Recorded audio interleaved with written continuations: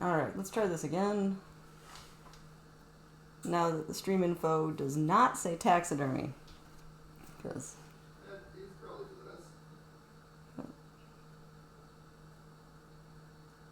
Okay. Okay, sorry about that false start. Should be good now, hypothetically. Let's see.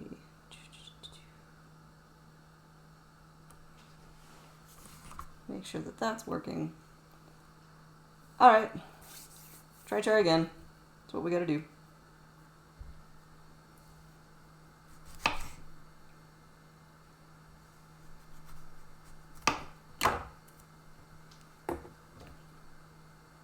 Okay.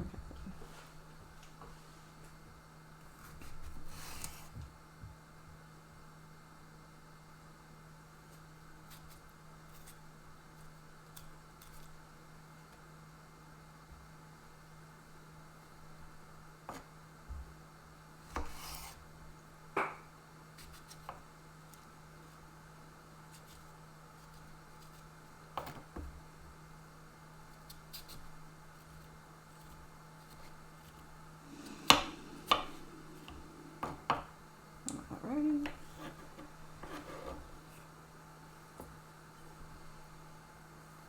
This is one of the first recipes I've ever seen where you core the tomatoes before you skin them.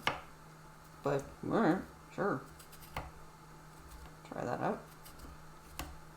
Lets me edit the kind of funky tomatoes. Classic overabundance of late summer tomatoes.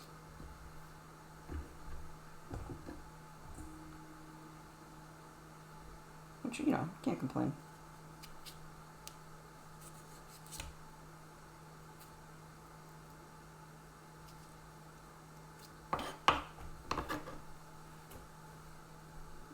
Right.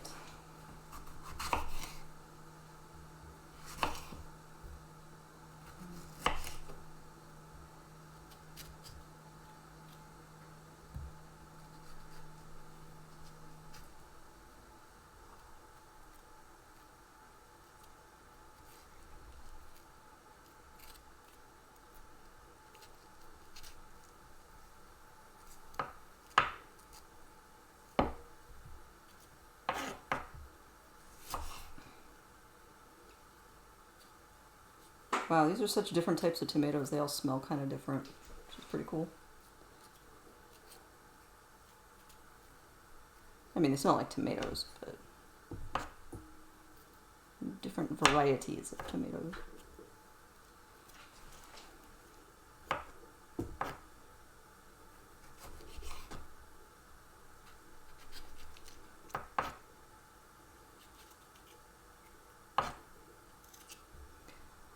So, Chardon Mom, have you joined this one yet?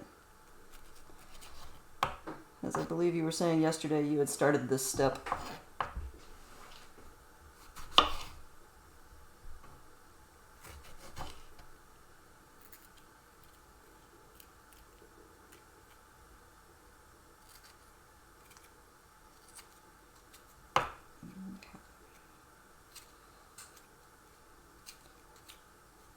This is one of those tasks that's nice to do streaming because it's so, it's a lot. It's like a lot of prep, and so it's nice to do it not with something to think about other than just, I think I'll take some more seeds out of this additional tomato.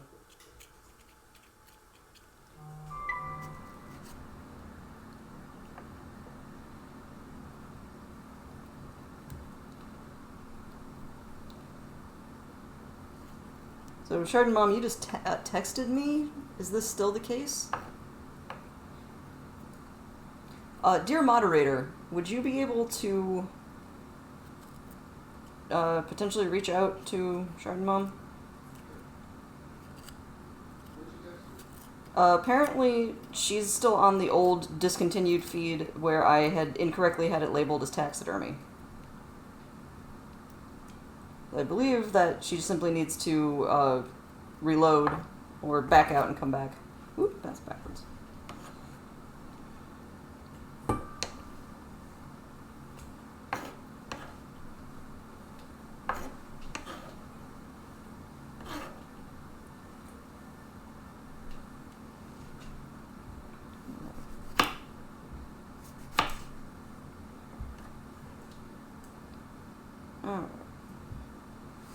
have so many good tomatoes that are just starting to go a little funky on me. Alright. Looks like Shard Mom is good. Excellent. Hope to see her in a second.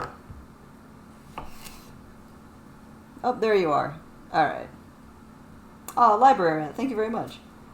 I and people I like very much frequent a lot of art shows. So I have a couple of particularly nice cutting boards. They take a little bit of maintenance, you gotta make sure you're taking care of the wood, but so worth it.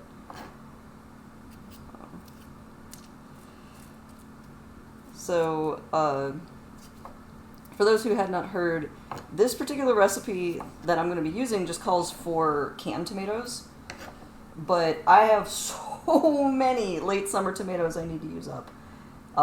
So I'm going to actually cook up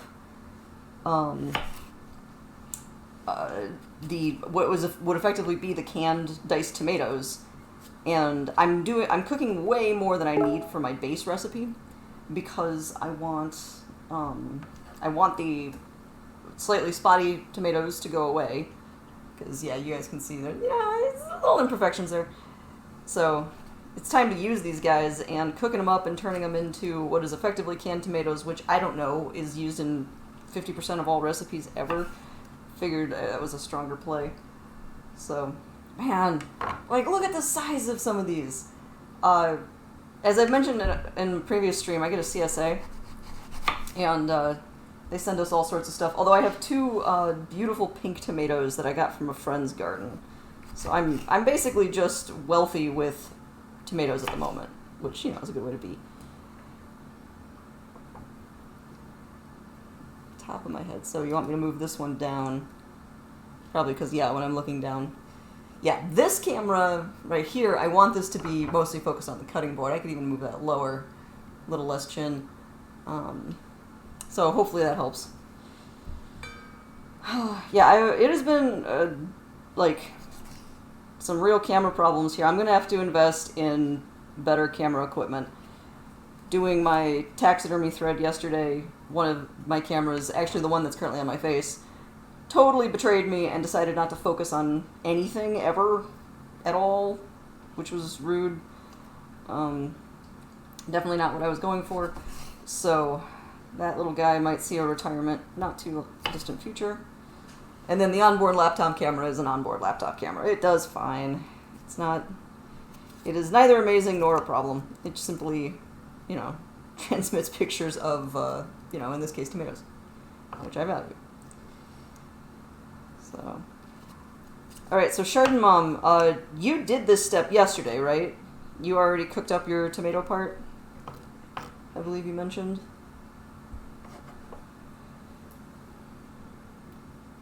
I have the Ethernet plugged in.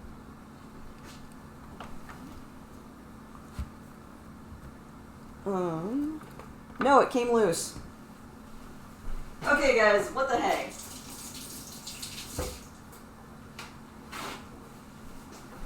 I tell ya, not cool. For some reason, my Ethernet cable doesn't click into my laptop adapter. It just, rests in there kind of languidly. So, sorry about that. Hopefully that will smooth out the stream. Okay, so hopefully now we've got the camera more or less in the right spot, although I do move around, which is tough. And then hopefully my Ethernet's better. Okay, glad to know your tomatoes are done. Yeah, I love having these metal bowls. Love, love, love. That's one of those things that, on a whim, I finally decided I just needed more bowls, so I got the, set of 8, I think, or something like that, that all nest, and I adore them, because I can just use them like it's no big deal, since they don't weigh anything. I love having ceramic bowls. I have some really pretty ones, but they weigh a lot, and I find myself being limited by that in terms of getting them down out of high cabinets and then wanting to throw around a lot of stoneware when I'm doing the dishes. And so the metal bowls are totally my jam for most things. And then these little bowls I got from a friend when she was moving. So, Dorothy, if you're on, thanks for those little bowls. I love them.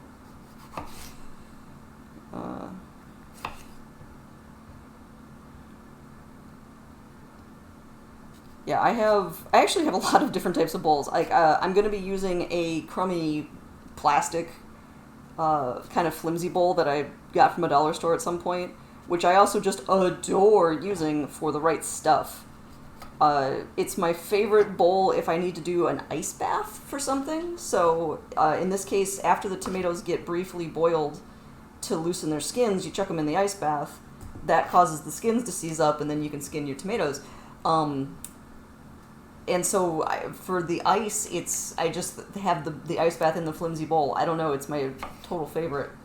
Whereas, like, I have a kind of classic glass bowl with a gold edge that, you know, I serve stuff in. It's nice. So, yeah, the metal bowls are now my go-to prep bowls. And they have been pretty fine in that capacity. Yeah, this is a massive tomato. Like, standard Roma tomato, this gargantuan beast. Pretty cool, actually. When you have a really cool bunch of tomatoes, you don't want to lose them. Like, I noticed they started to get spotty, and I'm like, no, I gotta cook something right away. They're too pretty to lose. And presumably delicious. I'm also aiming for delicious, but one can only hope.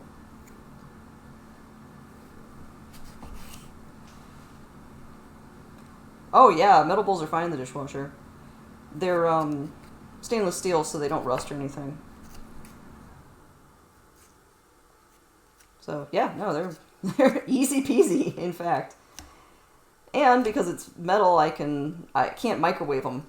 So, you know, you gotta be careful with metal bowls in that sense. But you can do all sorts of weird heating things, so I can, like if I'm melting chocolate, they're really good for doing a double boiler kind of setup for melting chocolate. You have to be careful because since they are metal, they're conductive, which is why they're good for melting chocolate, but they're real bad if you fill them with something really, really hot and then pick them up. Not that I've done that. So, you know, they are a different thing. Whereas if you're using, you know, ceramic bowls, they're insulated effectively. So you can fill it with all sorts of molten stuff and you're going to be okay. So, yeah, they're just, you know, you have to adjust to what your actual product is there. But, yeah, I really like them.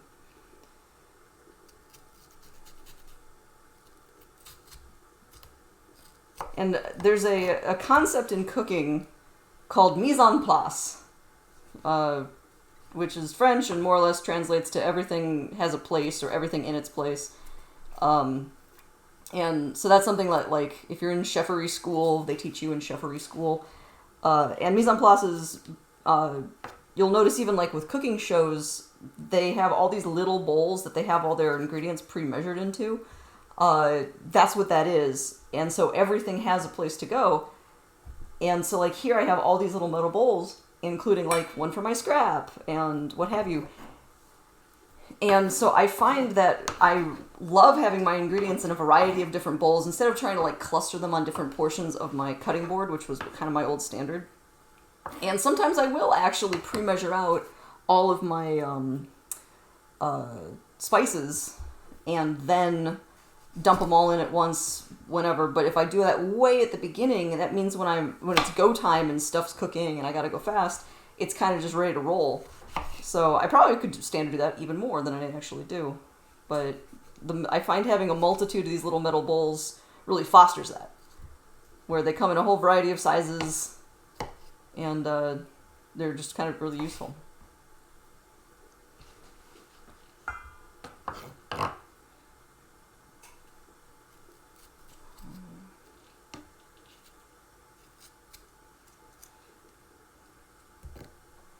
Something I find really interesting whenever I'm working with heirloom tomatoes is how many of these seed chambers there are.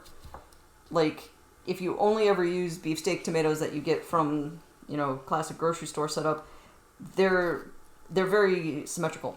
You know, you kind of know that there's a central core and there's a ring of the chambers around it. Once you start getting into heirloom tomatoes, they're like, I don't know, I think I'll put some seeds over here. So you have to kind of go hunting for all the different pockets of wet seeds. Wet seed pocket. Food is delicious.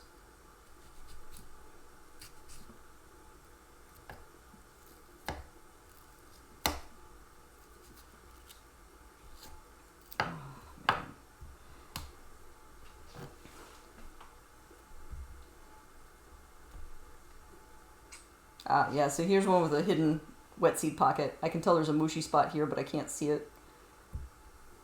So, look, there's seeds there. Ha ha ha, I found them.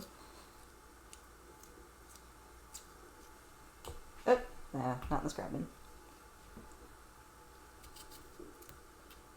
So this is going to be, I think, by far the most labor-intensive part of this recipe, because the actual making of the Shaksuka is put stuff in a pan and simmer for a second, and then, I don't know, bake it. And it's really straightforward. Oh, this one's really funky. So, I'm going to see how... I'm going to save that guy to last. I'll do some of these. Oh, this is one of the ones I got from a friend. They're kind of pink. They're very good. When I first got home with these, I picked them, said goodbye to my friend, and drove 40 minutes to get home, and then immediately took one of these and just sliced it into big slices, and pan sauteed the slices for like, I don't know, a minute maybe, and just threw it on rice, and it just disintegrated into the rice, and it was real good. So I'm a big fan of these particular tomatoes. Oop, I missed a spot.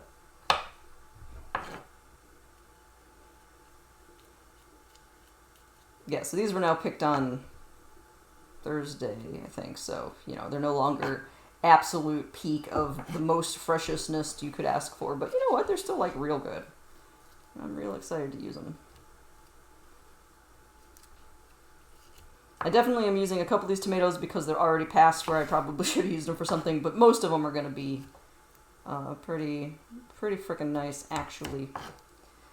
One of the fun things with the CSAs is I've been really trying to use stuff a little more proactively, so I'll be cooking it all into a big something that I'll use later, or I'll freeze it, or I'll pickle it, or whatever, and this kind of falls into that.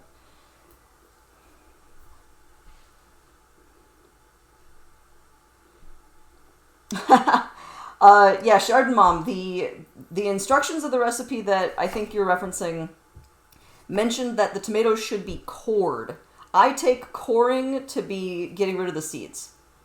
I may be wrong in this, so that I believe is a cookery interpretation. So I kind of was taking that to mean get rid of the seeds and the hard bit. But I could be wrong. So I think the true judge will be if your food is yummy, and I wouldn't worry about that too much, because it's not like you can't eat the seeds.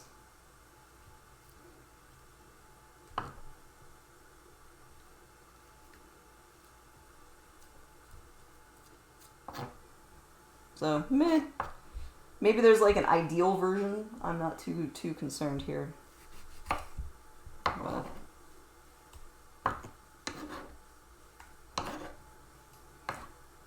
Man.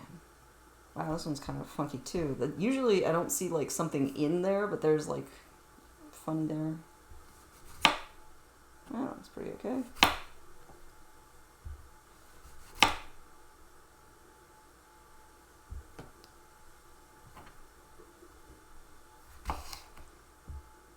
Yeah, I don't know, just generally speaking, like, there's a lot I'm not concerned about with food. So I think yours will be just delightful.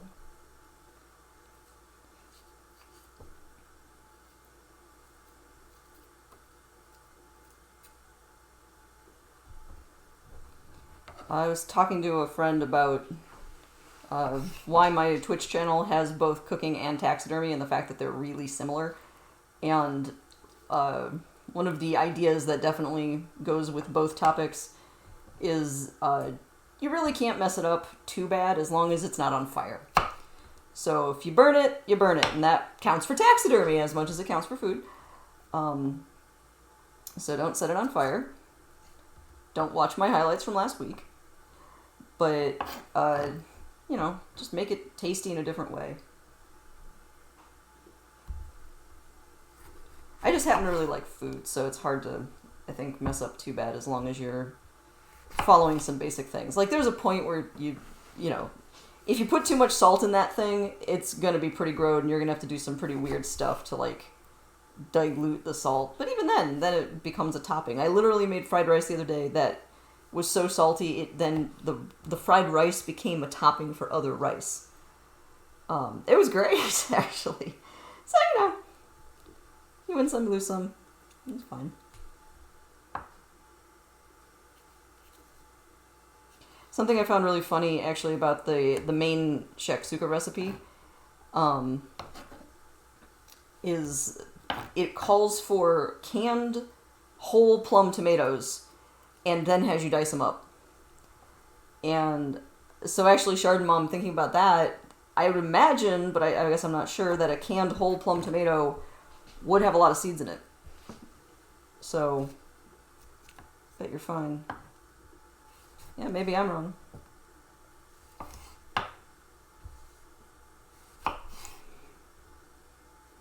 This is a lot of tomatoes.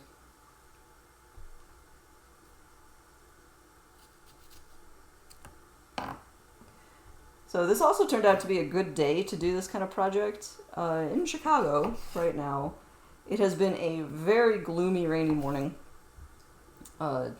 Nothing, no torrential storms, nothing like that. Just like your classic, constant cold rain. You kind of want to make a cup of tea. All that good stuff. And I did make a cup of tea. So, I'll take that excuse.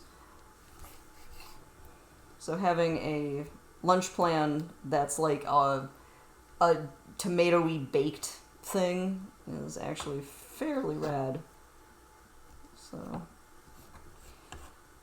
I meant to post the recipe that I'm making on the feed and I forgot, so if anybody needs the information about what I'm working on, right now I'm making diced tomatoes, but then ultimately I'm going to be making Shaksuka roughly based off of the New York Times recipe for it. I'm not exactly following it. I've been kind of having fun trying to modify recipes to not use onion, or to find recipes that don't use onion. I know 2 people who have onion sensitivity. And so I bought an Indian spice called asafoetida. And I'm going to try and substitute in, what did I put down?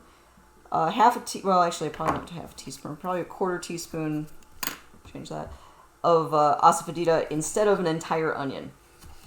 And we'll just adjust to see if that works. Because asafoetida is apparently not an allium, but has a really oniony, garlicky flavor. So, figure I'd try something different. And that's another one, it will be different because the onion will also add bulk and moisture. And so by not having that and instead using a dried spice, I'm going to have a different texture there, but I think it'll work out. So, it's just fine to omit it. Okay. This is beautiful tomato from Clara number 2.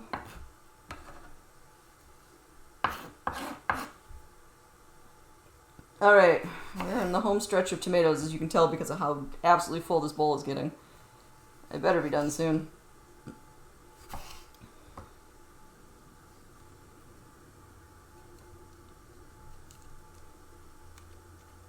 Something else that heirloom tomatoes do is the kind of fibery core that attaches to the stem will often extend really far into the fruit and kind of take a weird wandering path. So I don't know how well you guys can see the green swoop here.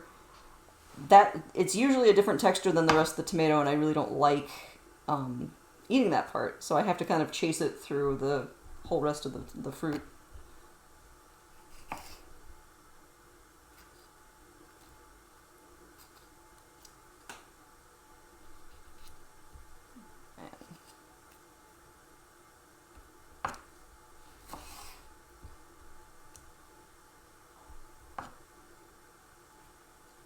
So the CSA has been doing tomatoes all year. They'll do greenhouse tomatoes when the weather's cold, And then when the weather is warm, you get all these varieties of heirloom tomatoes. And one of the things they sent us was this little bag of, like, I guess it would have counted as a pint, maybe less, of really fancy, like, cherry or plum tomatoes that were the most beautiful tomatoes I'd ever seen. The skin wasn't one consistent color. It was striped. It had, like, tiger stripes that were purple and green. So it was a base, like, maroon red tomato with purple green stripes. They were also delicious, which helped, but they were, I think, one of the prettier tomatoes I've ever actually seen. And I appreciate pretty produce. So. Alright.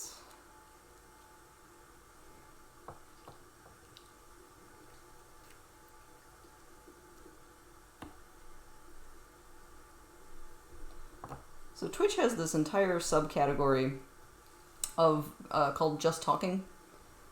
And it's funny because I think I would get too bored trying to just sit and just talk. I like doing something, and so in that case I might as well have the camera on it, which means I probably will rarely, if ever, have a Just Talking thread. But more power to the people who are able to actually do that. I think you have to go in with a plan of exactly what you want to talk about. Or not exactly, but, you know, probably like a bulleted list of where you want to go. That'll probably work out.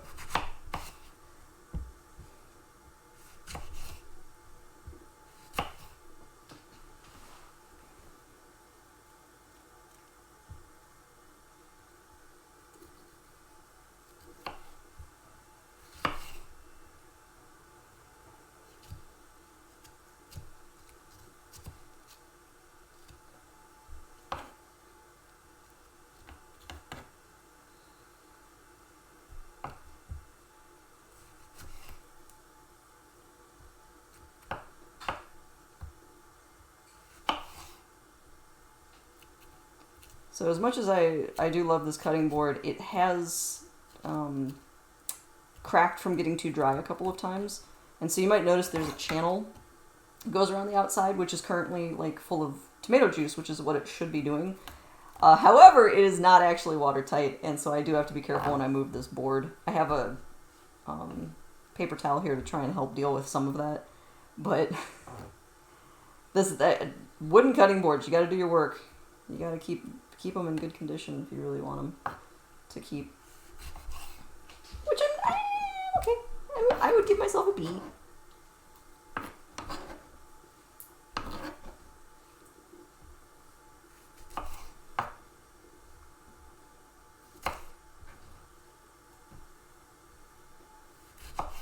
That's actually one of those little projects I've been doing this year more, is trying to just, like, remember to oil and wax the wooden objects that I own. So, like, spoons, cutting boards, countertops. And the thing I'm the worst at is doing, like, special care for wooden furniture, which is a whole world, and I've been kind of meh, so that might be for before the weather gets too cold, so in case I need to open windows. But I think usually, like, stuff that you use on wood products is not too harsh,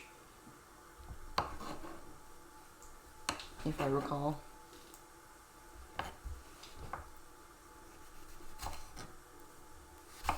Alrighty.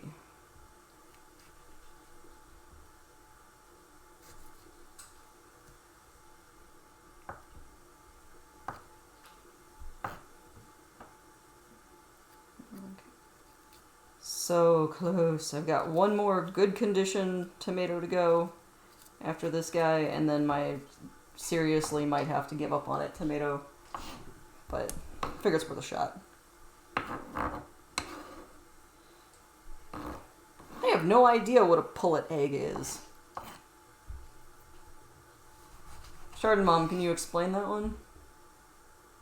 So I guess the answer is no to answer your question, but more information would be appreciated.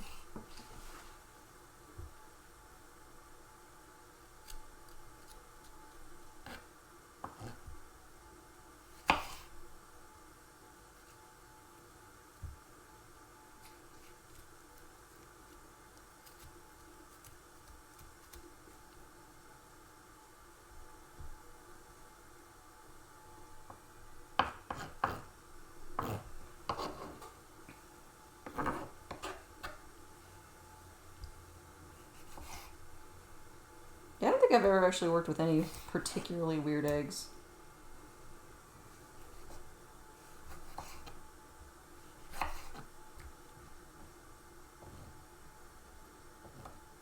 Oh, okay, yeah. I have bought odd-sized eggs, and so they weren't specially labeled as such, but yeah, like super tiny little chicken eggs. They're real cute.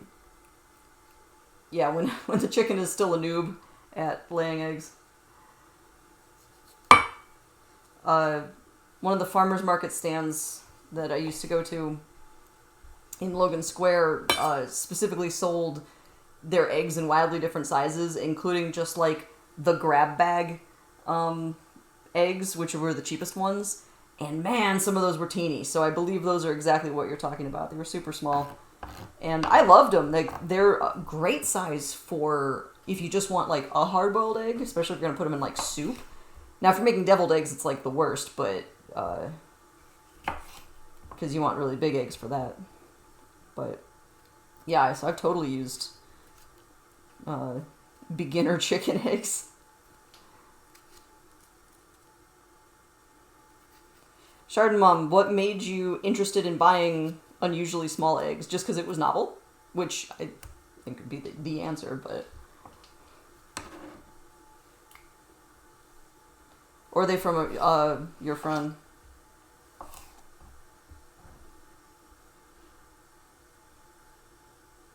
Because I believe you had mentioned that you were going to go visit your friend's farm.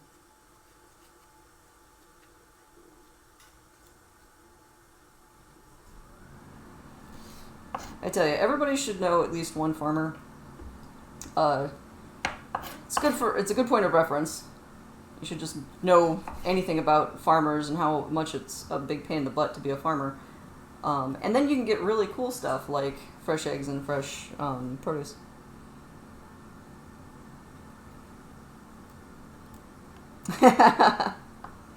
Oh man, I would love to try a turkey egg. That sounds cool.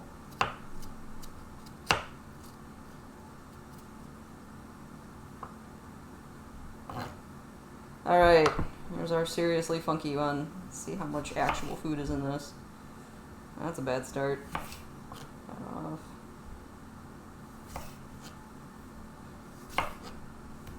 Since I have so many tomatoes, I don't have to be forgiving here.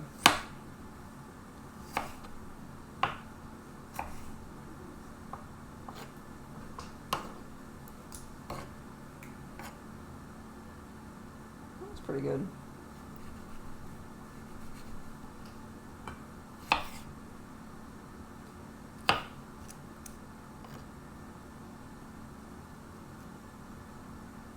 Oh wow! Okay, 4 dozen little teeny eggs. That sounds delightful.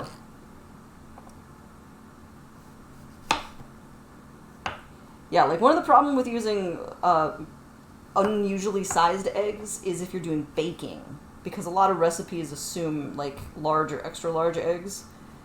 But if you're just eating them or hard boiling them, I love having odd sized eggs. I find them particularly fun.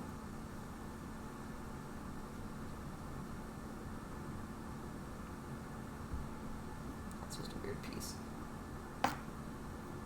Man, 4 dozen. Oh, you can make a souffle.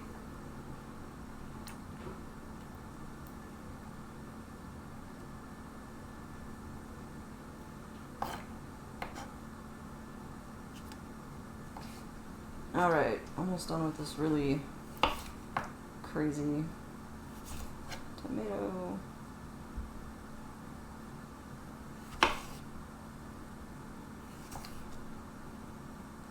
Yeah, it's hard when you have a huge tomato that's in kind of bad shape because there's still like an entire tomato's worth of tomato on here. It's just, you have to dig for it.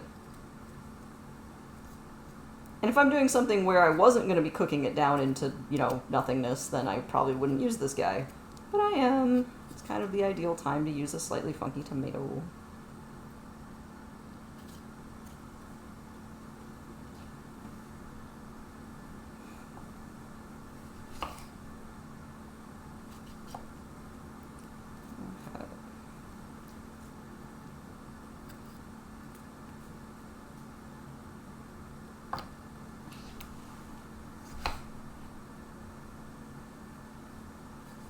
Yeah, most of these bad spots were really superficial, and then I just cut really deeply into the kind of questionable areas. I am unconcerned. I believe this will be food.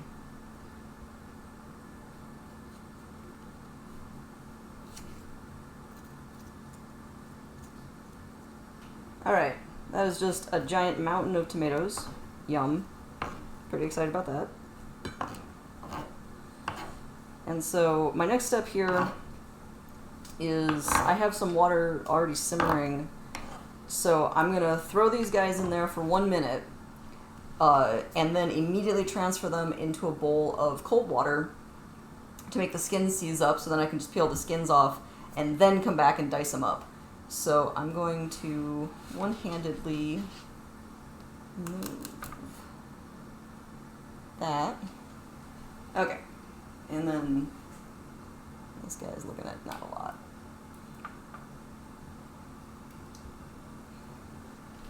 So that gives you more or less the view of the range. Yeah, you can kind of see what's going on there. Okay, so I'm going to get this stuff going.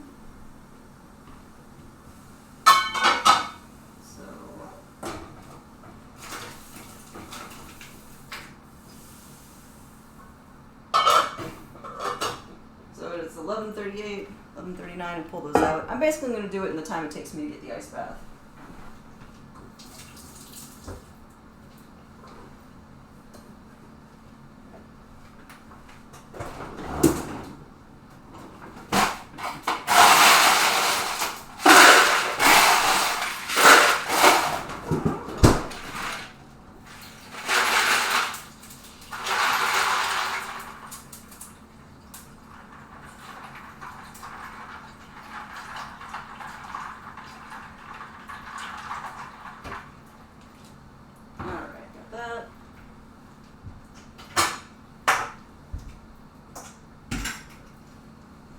Oh, not quite a minute. Alright. I'll give that a moment more. So all I'm going to do is take my tomatoes, drain them in the sink, chuck them in the ice bath, and they should cool off pretty quickly since I'm not actually cooking them for any length of time. And that actually gives me a moment to try to deal with this. Yeah, it's leaking, but not horribly.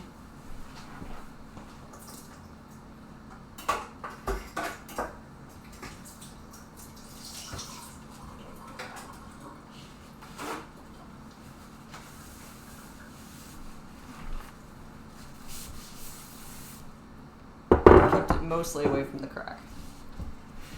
So, the crack is the worst. Crack is there. Some of the woods have really different densities, so they expand and contract differently when you heat them up and wash them and things. Okay, that looks good. So, drain my tomatoes.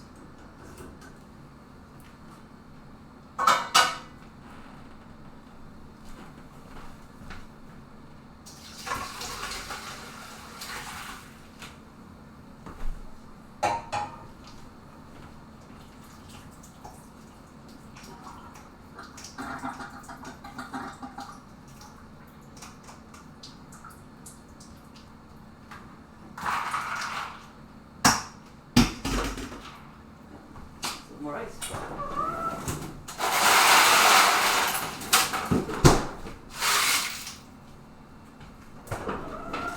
This is a monstrous quantity of tomatoes. Good.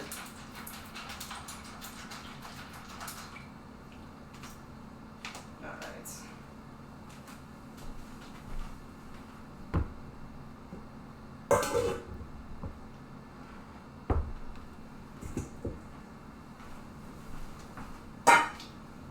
So I'm actually going to keep that big bowl. My other one, since it was heaped, it's not my favorite. Okay, so I'm going to move the camera back down so you guys can see my work surface again. And then this persnickety dude. Hopefully that covers it. Okay, so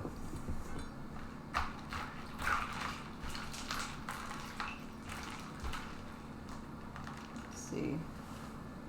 Oh, fabulous. Boom. Doing the thing I want. Okay, I'm going to peel them all first, and then I'll chop them all at the same time, I think. Yeah, can't complain. That's pretty alright. I really like doing this trick with peaches.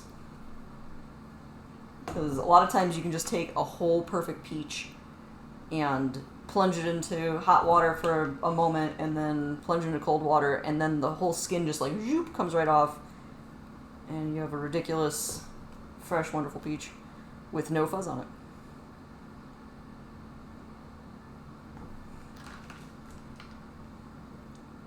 Oh yeah, these are just falling off. Delightful. I love it when a plan comes together.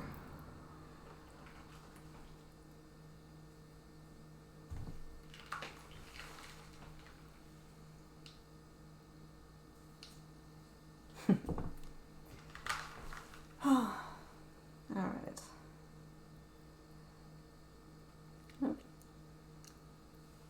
And I missed some seeds there, but I'm not going to worry about that too much. Yeah, I love how well these are skinning. This has worked out delightfully. Yay! It's weird when you go to skin something using a method like this, or if you're oven roasting it to get the skins off like a pepper, and one side isn't totally done. That's always a little bit of a bummer. Because, you know, it's like, oh, perfect, and then it doesn't work. Oh, hey, I missed a little bit of green on this. Get that guy off. Oh, yeah, okay, here's one of those cores that just, like, disappears deep into the tomato. Fine, man. Whatever. Blah.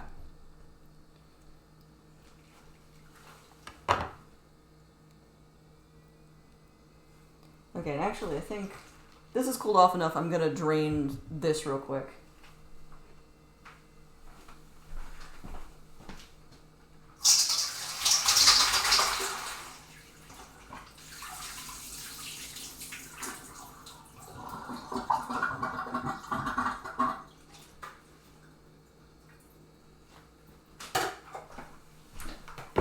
So I don't need those to remain super soupy. You know, I do actually want them to be more tomato and less not tomato. I'm articulate.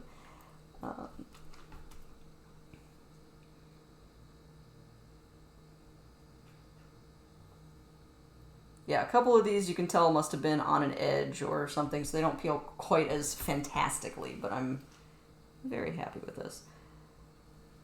And personally, I do prefer not having skins on tomatoes if I'm cooking with them, because they tend to roll up into these weird little, like, sticks, little tight rolls, and I do not love that. I'll eat it, but, you know, I got preferences. If I can act on those preferences, that's real cool.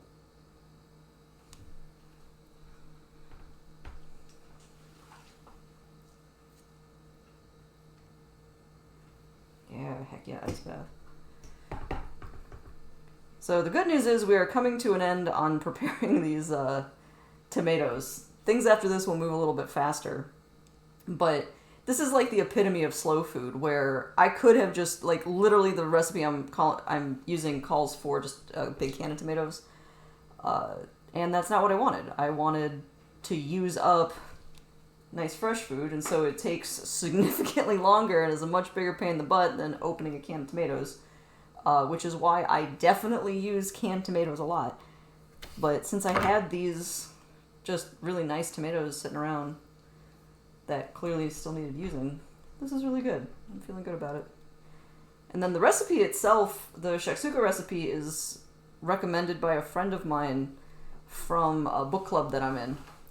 And it's come up a couple of times because, you know, people are spending the summer largely sheltering at home. Cooking has been definitely a thing, and my friend Emily was gushing about this. So I'm in. I think Emily has delightful taste, and I'm happy to try something at her recommendation. This will actually be the second recipe I've done in a couple months that's specifically from my friend Emily. The other one was for sour cream cookies. Or not sour cream, I'm sorry. Was it sour cream or cream cheese? No, it was cream cheese cookies. Oh my god. Like, some of the most creamy, decadent cookies in the world. And they, you know, like the grocery store cookies that are, they're often just marketed as sugar cookies, but they're super soft and super light. it's kind of like those, where there's just these really good basic cookies. Ooh, I didn't drop it. We're good. So what we've learned is not only is Emily a phenomenal middle school teacher, but real good taste in finding recipes online and then recommending them to me. So.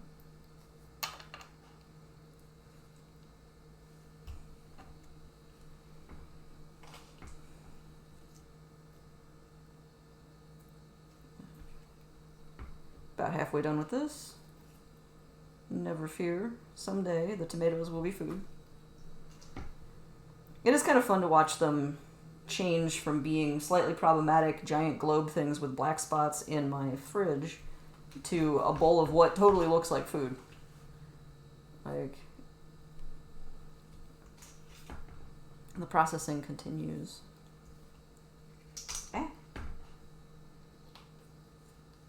I've definitely been doing more weird recipes this summer too that require ice. You know, ice baths for things or freezing them in weird ways. Because the apartment came with this really nice little fridge. It's a Samsung. I didn't even know that Samsung made fridges until I moved here. And the ice maker is just eager to please. And we often have to turn off the ice maker because it will actually overflow into the rest of the freezer because it just keeps producing ice. So I pretty much have a guarantee that there will be just buckets of ice that I can plunge a bunch of stuff into. And it's a good use for it.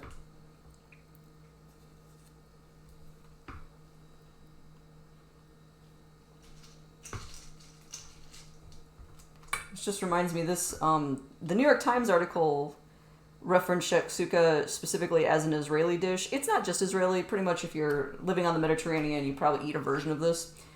But that ties in with thinking about ice. That reminds me, I have a friend from Israel who just thinks that the American thing of putting ice in our beverages is the strangest thing ever. Like, water should be room temperature, and you can't convince her otherwise. And I've always found that very funny. And I've heard that from other areas too, but apparently the American obsession with putting ice in our beverages is considered odd. Where the heck is Waldrug? Okay. Oh, we're almost there. Endgame. Endgame on peeling.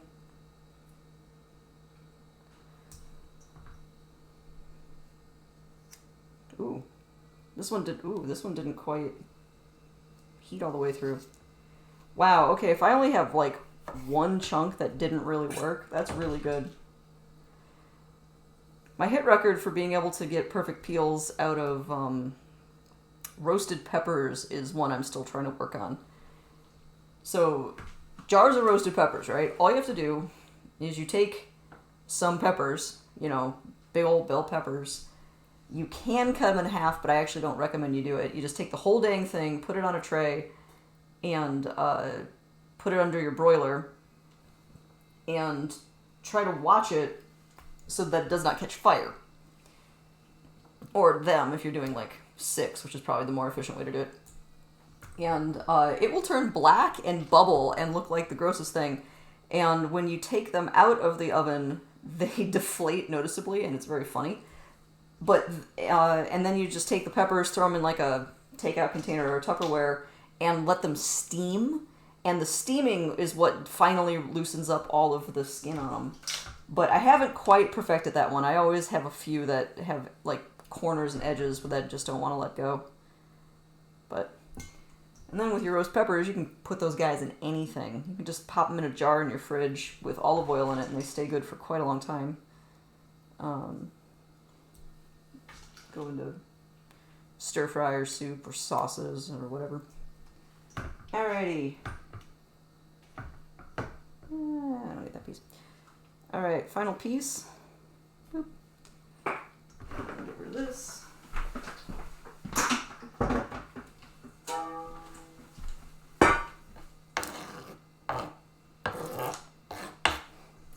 So I believe it was just dice. Yeah, so I'm actually going to get a bigger knife. Dyson knife. That's what they call it. They don't.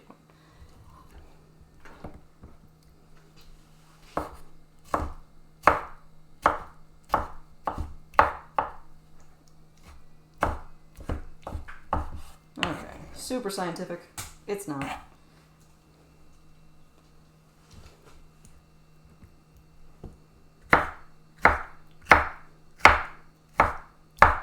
I think of dice as being more or less like soup size. You know, I'm sure there's probably literally a measurement, you know, how big something is to count as dice. But, you know, a chunk that is comfortable for soup.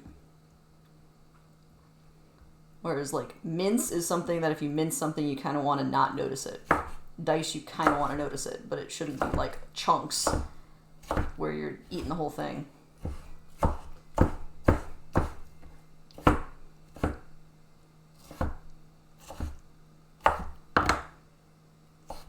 Alrighty.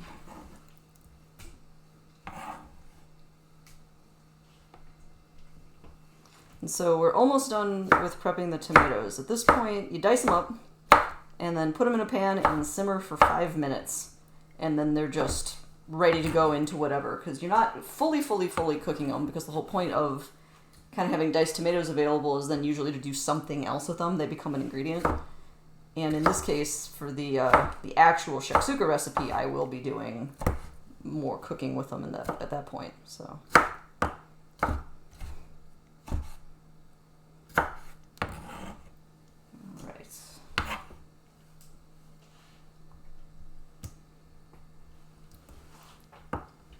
They're very slippery when they don't have skins on anymore, which is pretty funny.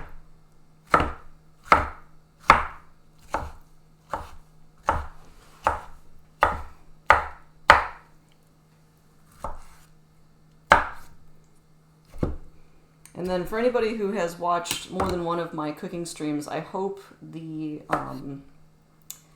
video feed has been better this time.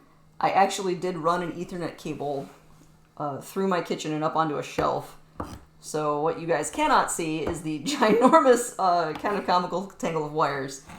But from my point of view, it looks like it's doing the thing. So I hope that has been nicer for you guys. Being the point.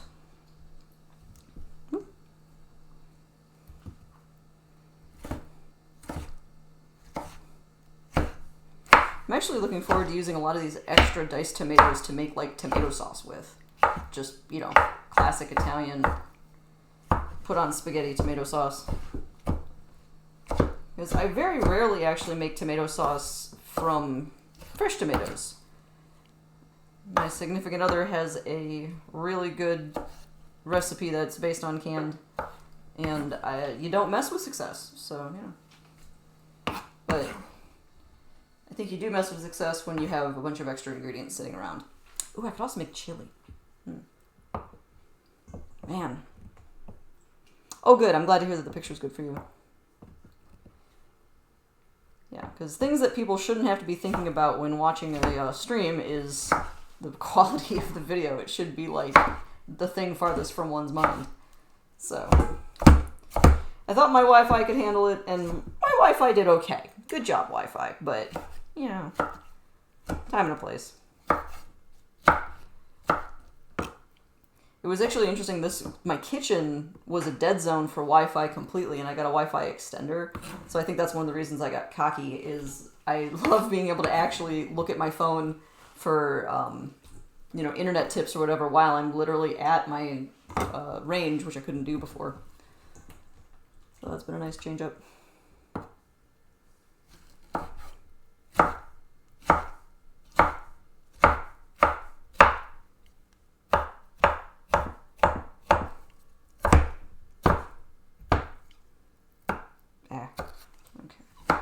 Weird tomato corners. Tomatoes totally have corners. It's an inner corner. Okay. Over halfway done there.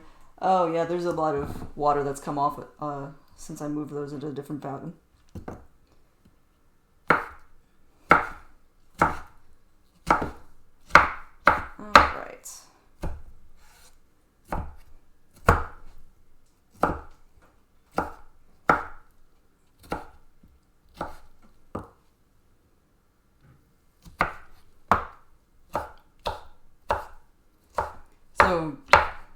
Shard Mom, thinking about your quandary about having all of your seeds. I definitely have a bunch of seeds. So, I don't think we're going to be too different. But unconcerned.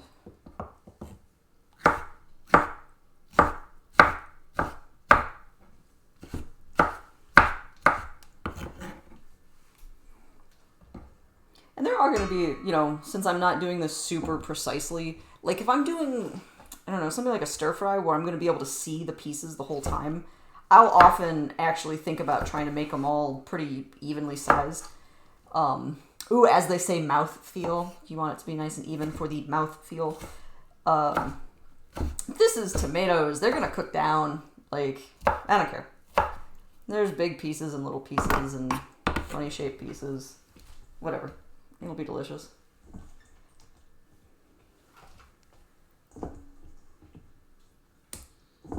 All right.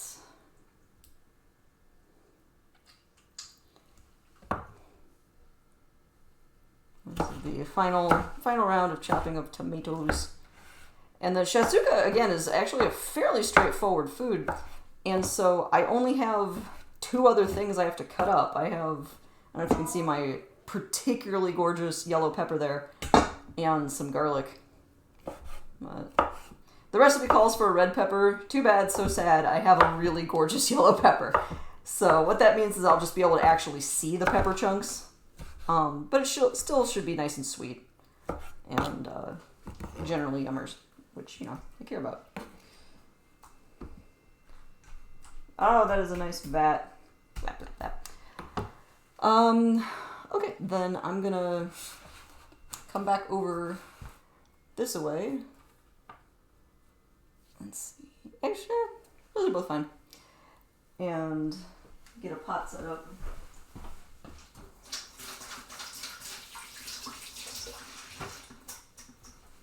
So this is the pot that I had already boiled stuff in. And I guess I should have this up a little more so you can see me.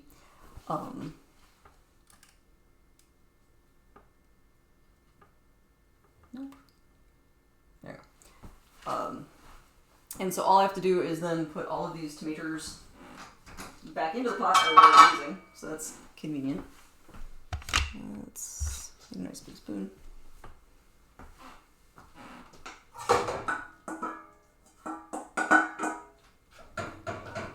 Alright. Giant pot of tomatoes.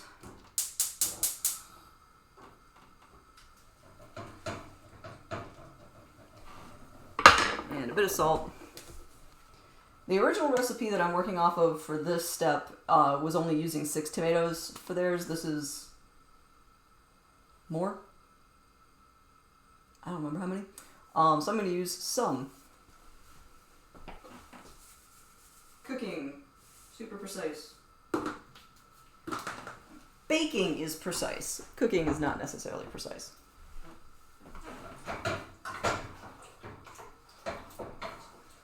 A little salt.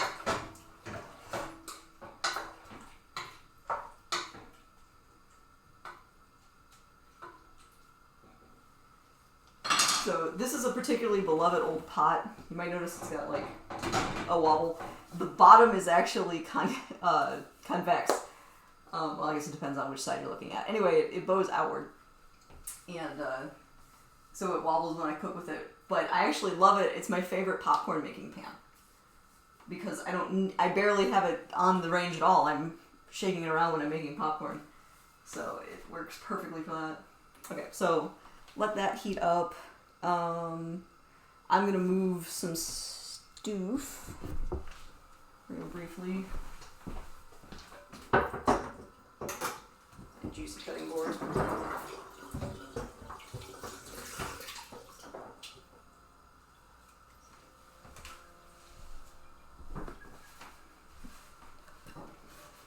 I don't need my cutting board totally clean, but you know. Oh, nice! Chardon Mom. So all of your main ingredients are fresh from your farmer. Oh, she didn't have garlic? That's wonderful. I think yours is going to be particularly delicious. I'm looking forward to your full report of deliciousness.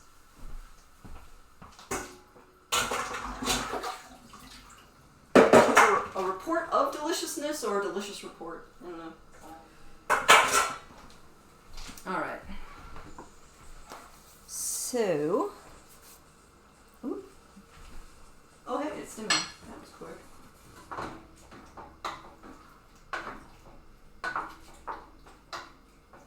Alright. That's starting to go. Alright, it is... Let's see, I'll go on... This clock here says 12:05, so at 12:10 I can take those off. So in the meantime, I'm going to take care of my particularly gorgeous pepper. I'm just going to keep the camera up here so you guys can help me keep an eye on that. Hello? There. So you can have... You guys can see the pot behind me, but I'm not completely out of frame. So the pepper is supposed to be thinly sliced. Yeah, so I think you actually are supposed to, like, notice the pieces. I'm not going to make them the entire, you know, height of the pepper. I think that's too big. I want them to be fork-sized. But they're not diced. That wasn't the direction, so I'm not going to just cube it up. I'm going to be fancy.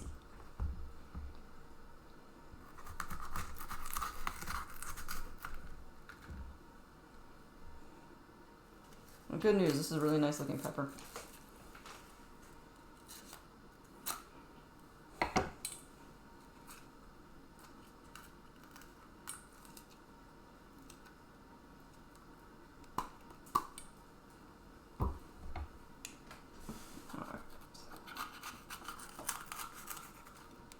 I'm actually looking forward to having this be a yellow pepper instead of a red pepper, because the red pepper would just blend with the red tomatoes, which is fine. But we'll see if we can actually see the yellow at all, or if it just cooks out and disappears. But no garlic and no feta cheese. That's fair.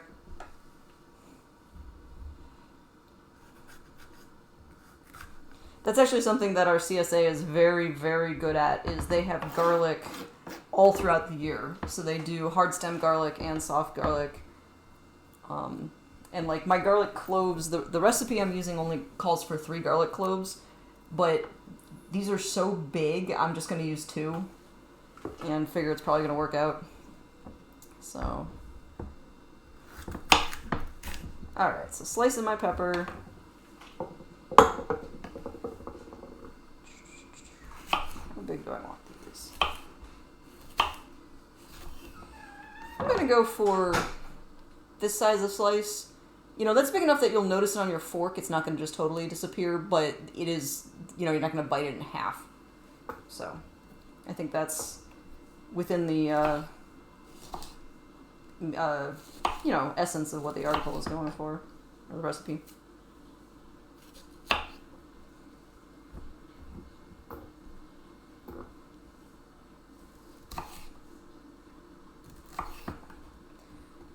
So, one of the rules of the internet is don't read the comments, but I often read the comments on online recipes because, you know, I do want to know if people succeeded at the recipe or what they thought, because sometimes they put it in the rating, but not always. Sometimes people will rate a recipe without having done it. Sometimes they'll also comment without having done it, but that's easier to parse out. And reading the comments on this particular recipe was kind of fun because it was basically a lot of people from Mediterranean countries being like, oh my god, my family always makes this, but we something, something, something. So there's all these edits you can do. So some people will add meat. So this particular recipe, the base recipe, has eggs in it as your kind of filling protein thing.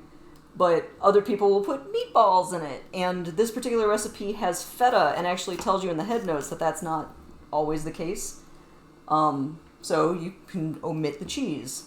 So if you wanted to go, like, totally vegan, I can see doing this with, you know, something to replace the eggs, presumably like a tofu, or something along those lines, and then no cheese. Or if you're lactose intolerant, you can totally have the eggs, but just don't put cheese in it, and no one cares, you're completely fine. Or if you're like, heck everything, I just love pig products, great, fill it with sausage. You know, you're not going to go wrong. So I really like recipes where it's a base. And in this particular case, if you grew up in Lebanon or Palestine or Israel or whatever, you're going to have different takes on it. But then also, even within that, this is what my family happened to do kind of thing. I find very endearing. That goes back to the idea, too, that I'm probably not going to mess up the recipe since it's more of a intro suggestion on how to make yummy food. Which I sure appreciate. I actually spend a lot of time using online recipes to just give me a nudge. And so I'll be like, okay, I have an eggplant and goat cheese. Do those go together? And so I will ask the internet, can I do anything with these two ingredients? And the internet usually is like, yeah, this person did. But they also had, I don't know, feta or whatever. And I'd be like, well, I don't have that other ingredient, but, and so I'll totally mine other recipes for, like, how long does this thing usually take to cook? Or does it go with this flavor or whatever? And then just absolutely ignore the rest of the recipe and go do my own thing. But, okay. We are at 12:10. Boop. Those look good.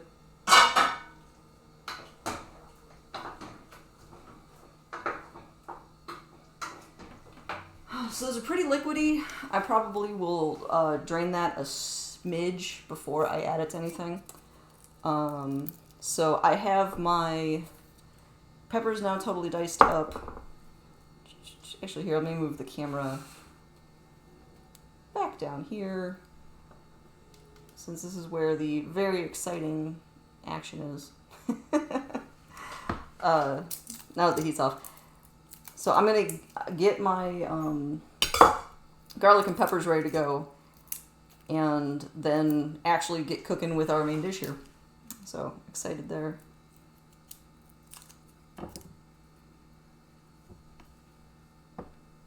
I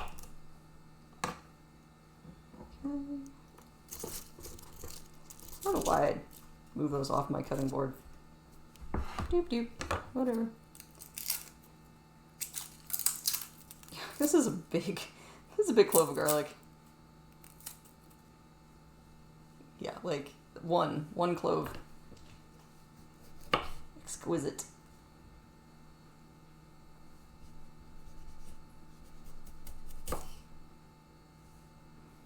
Get some of the nibble marks off of there.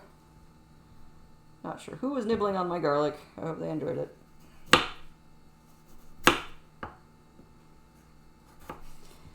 Taking off the nibble marks is one of those things where I know it doesn't actually matter. I'm dicing this up and I'm never going to notice, but, there's a squig out factor. And I'm only losing, like, the tiniest bit of my garlic, so I might as well do it because it makes me feel better. Okay. So,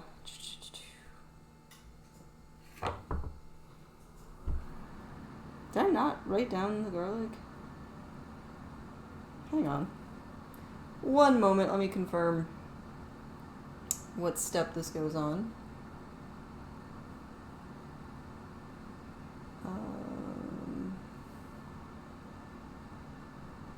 Thinly sliced.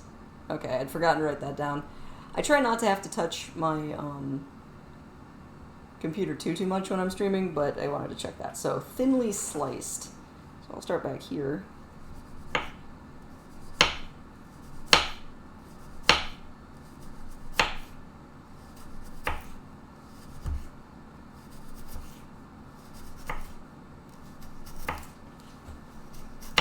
Wow, these are slicing really nicely.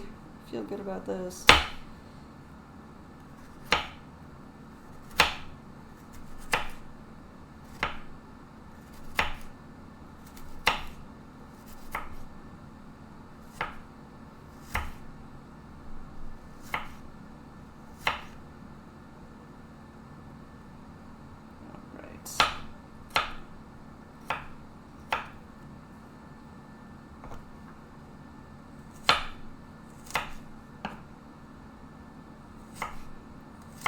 these are not a mince, which means that when eating this, presumably it might actually come across little bits of garlic, which I find exciting because I particularly like garlic. So, you know, I'll slice some of these in half. Those are a little big.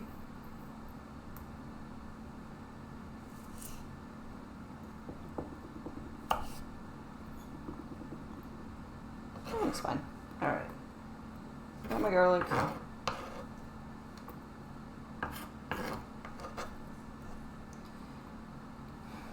Okie dokie. So in terms of material prep for my main recipe, I actually have, I think everything just ready.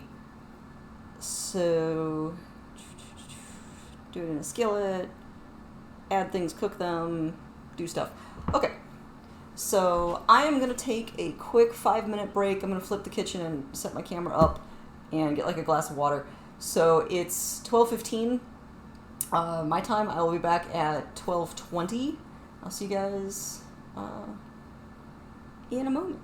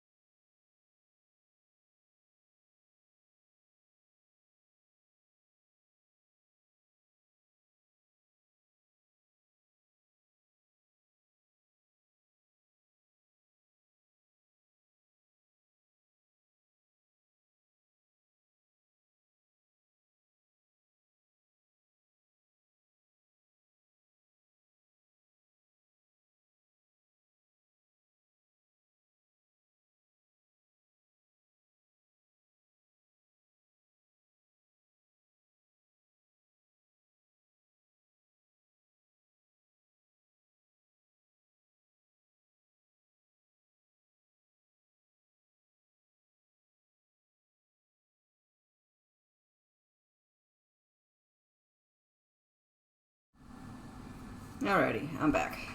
So, oh, that's weird. Huh, my other camera seems to have frozen. Did it come loose? It's a very concerned looking still.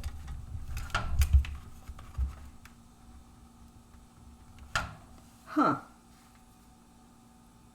Well, my little betrayal webcam seems to have finally died on me. I tell you. To this little webcam's credit, I've had it for a long time. So, let's see. Nope. Okay, well, I'm going to turn that little dude off. And we'll move on with our day. So in that case, no face cam. We're just going to go with cooking surface. Sorry about that. I might try to turn the other camera on at some point, but for now, I think we're good. As long as you guys can hear me and more or less see what's happening, I'm going to move the dead camera out of the way, and then I think we are still in pretty good shape. Okay, so now we got to get actually cooking our delicious Shaksuka. So, to that effect, let me pop back over here. So, preheat oven to 35 degrees, or 35, 375 degrees. So that's happening right now. Heat oil in a large skillet over medium-low heat. You guys might recognize this as my one of my 2 cast irons. I use this for making the ratatouille. One of the people on the feed that time was concerned about baking something in it that was really acidy. And this guy actually did. I had just derusted it. It had been sitting off and unloved for a while and had a little rust in a corner. And after I made the ratatouille, I did notice that rust corner hadn't quite completely resealed. So I had to completely scrape this thing out. So there was steel wool going nuts on it. And it has been seasoned now twice. Ideally, I'd want to probably season it 5 or 6 times, but we made it twice before today. It looks good. I'm pretty satisfied, so I think this will be a good one for doing this additional bake. My other skillet's sides aren't as high, so I don't like baking things in as much. That skillet's just great for making dinner. But overall, I still think cast iron is amazing, and everybody should use it. So, let me get my recipe over here. Okay. So 3 tablespoons of olive oil. So that's, obviously some.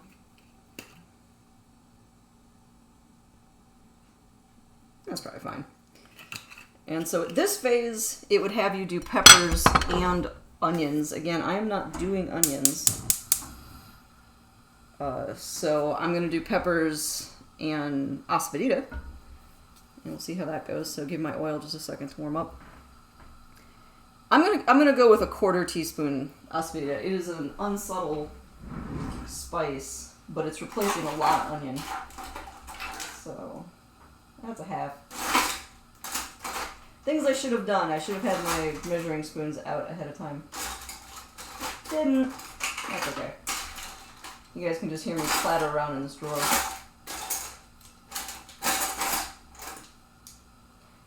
Okay, I've literally, I think, found every size except the 1/4 teaspoon. So, oh, wait, haha. Alright, that's everything.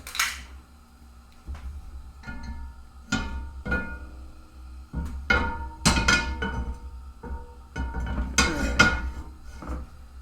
That's looking pretty nice.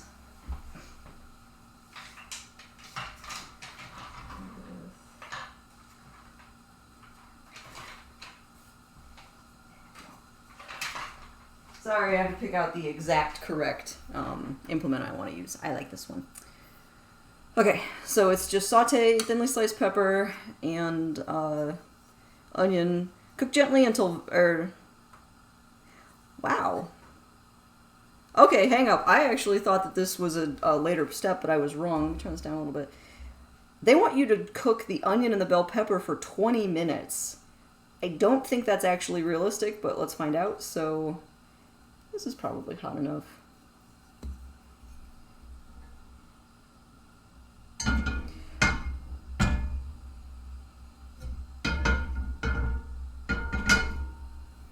Glad I have a nice chunky pepper for that. If it's going to be cooking that long, I wouldn't want it to be too little and just disappear.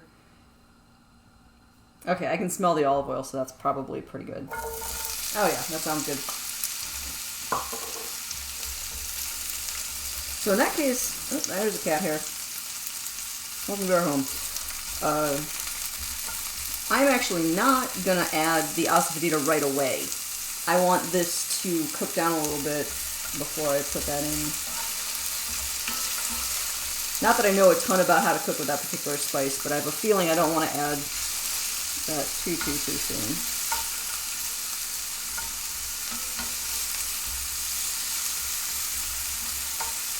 So this has medium-low heat. I'm going to keep turning this down.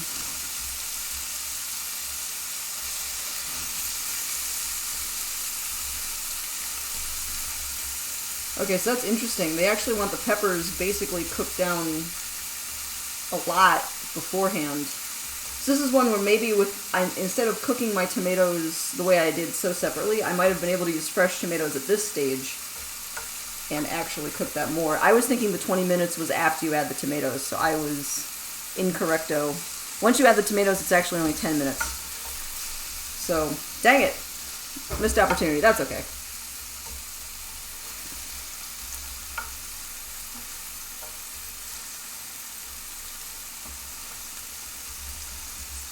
Okay.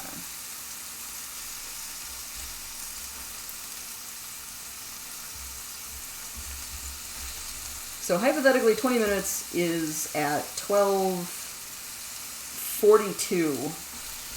So, oh hey, my oven's hot. Yeah, okay, so this is something that a lot of recipes do, is they have you, like, heat the oven up first thing.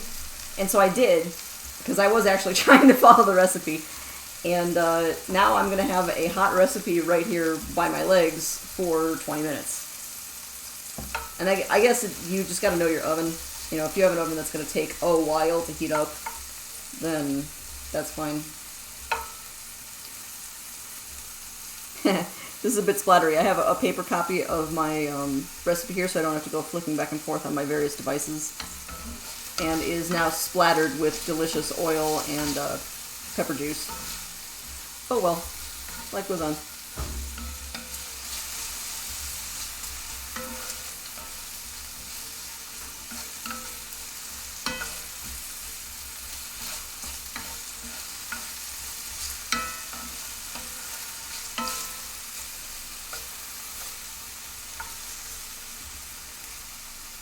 We do have a nice sizzle. Now I wonder if I can get some books for the camera to be on so you guys can look down a little bit. So while we're waiting for this to cook, I can screw around with my camera angle a smidgy. I have an absolutely ridiculous cookbook. Boom. Starting with ingredients. It is this big. I do not love this cookbook. Something that's called starting with ingredients, you would think that, okay, if I have, let's say, bell peppers, it's going to give me a bunch of recipes that I could plausibly ever make with bell peppers. No, implausibly make with bell peppers. Oh yeah, that's a way better angle. It will be like, yeah, so you need bell peppers and truffle oil and 3 hairs off a unicorn and the tip of Mount Everest. And you're like, I'm never going to get these ingredients. So there's very few recipes I've managed to put together from this cookbook because trying to get all of the ingredients at one time has been limiting, or they're just really hard. Like, there's a cookie recipe I tried to make that takes effectively 3 days because of all of the, let rest 2 hours in the fridge or rest overnight steps, which I hadn't really anticipated, so it took me 3 days to make cookies. Moderator, I feel like you said something, but I cannot hear you over the loud sound of my food.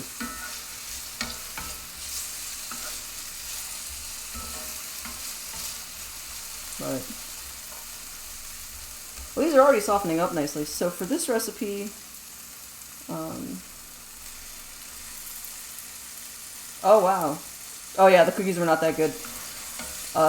Shard Mom, I see your note about taking your cayenne peppers and grinding them up this morning to make the cayenne powder. That's amazing and sounds like it's going to be so flavorful.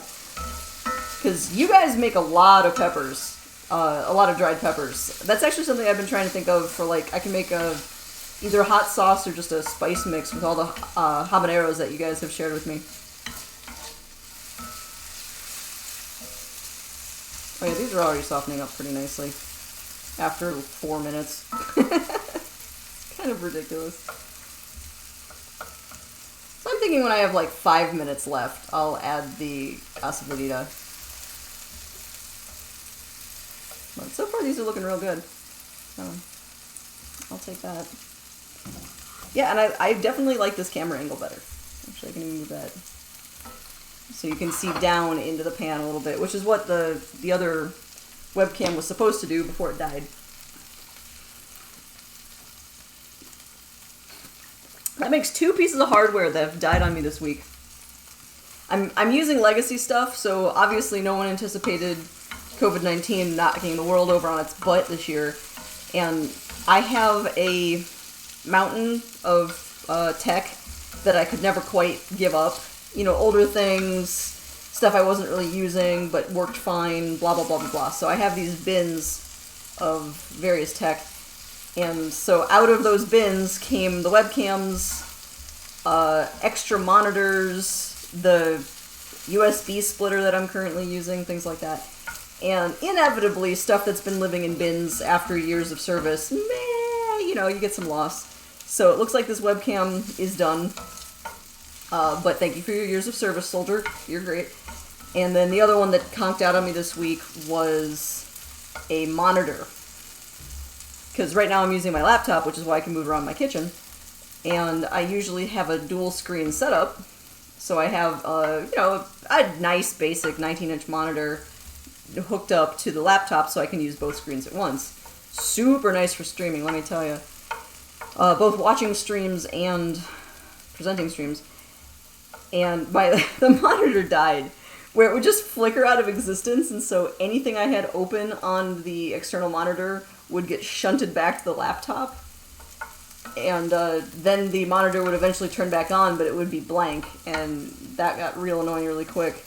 So after a little bit of experimentation and checking drivers and all that important stuff, it was determined that, yeah, no, it just is dead.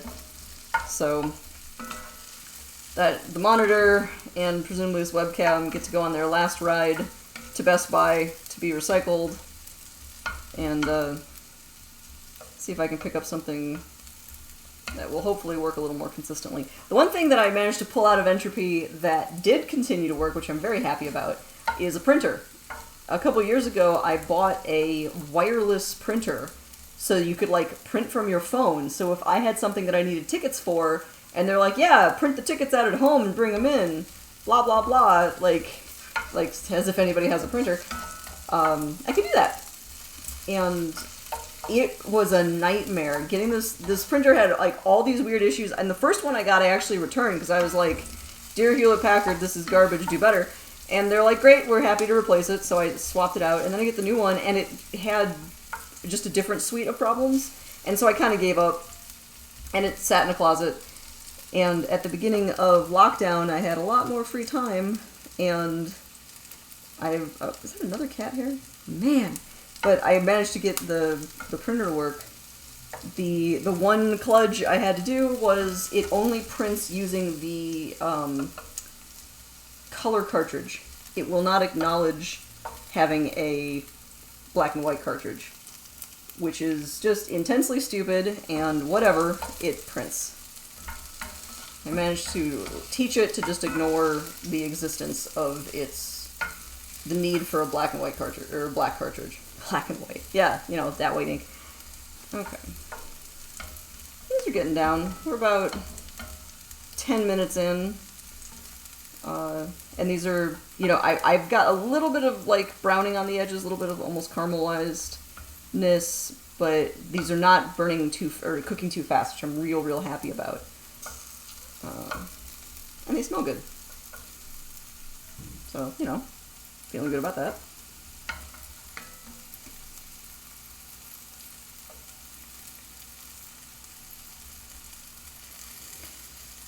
And then I also think it's worth mentioning, oh dear viewers, I don't have a specific plan on what to cook next week.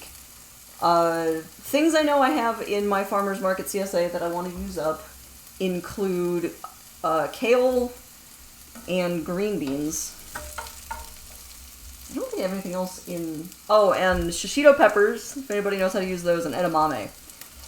So if anybody has any cool recipes, good slow food recipes that involve any of those things, I'm always looking for cooking or recipe suggestions. I guess cooking suggestions too, but recipe suggestions. So if you have anything that would be cool for me to cook using farm fresh produce, I sure appreciate that. And I get my CSA on Friday, so I don't actually know yet what next week's is going to be. But, ooh, something Mexican. Oh, man. I could use my tortilla press. Ooh. Maybe we'll make tortillas. The tortilla press has made a very brief appearance on this stream when I used it as a giant block to press cheese. But I could actually use it to make tortillas with. I will have you know I am mediocre about making tortillas. I tend to, the first couple come out undercooked and the last ones are real good. But this could be my attempt to do better. Because yeah, you can put anything in a taco. Heck. And that uses up more of the peppers. And shishito peppers, for anybody who hasn't tried them, they're real good. They're so soft that you basically can just pan saute them whole. And then... you know, eat them. They're just straightforward, delightful little peppers. And reading the Wikipedia article on shishito peppers was pretty funny. Apparently, 1 in 8 is considered spicy. Like, what? Okay. So and it's true. We definitely had some in the mix that were spicy. The rest were not. They were just yummy peppers. So that was kind of fun.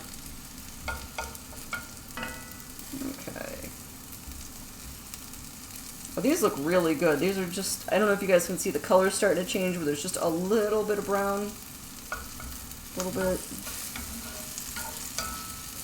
So, and they're definitely soft. I can feel they've got the little bit of moosh going, which is really good for this.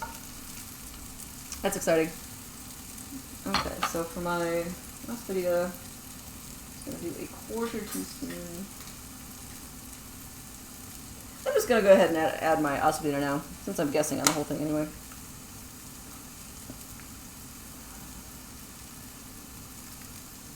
So, yeah, that's probably enough to equate a tomato. Especially with a spice I'm not super familiar with. I don't really need to get weird with it. I'd rather use it and want more next time than be like, that was gross and I overdid it. So... it smells interesting. It has a really strong, like, sweet onion smell. Oh, cool. Oh yeah, my peppers are starting to look really, really good. Okay. So I've got, like 5-ish more minutes. Yeah, so I was skeptical that this really needed to take this long, but I'm actually really happy about how these how these peppers are starting to cook down, so fine, following the recipe, fine. Unprecedented, I know.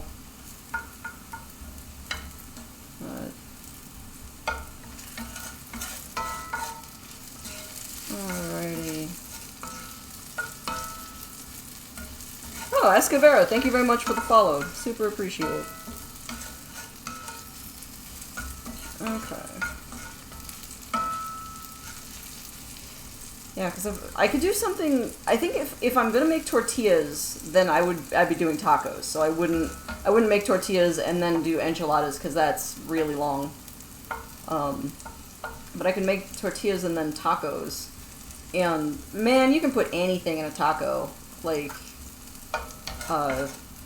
you can get really simple where it's just like take some chard, cook it with some garlic and maybe some cayenne, and throw that in a tortilla taco. Or you can get weird where you have, you know, like, hey,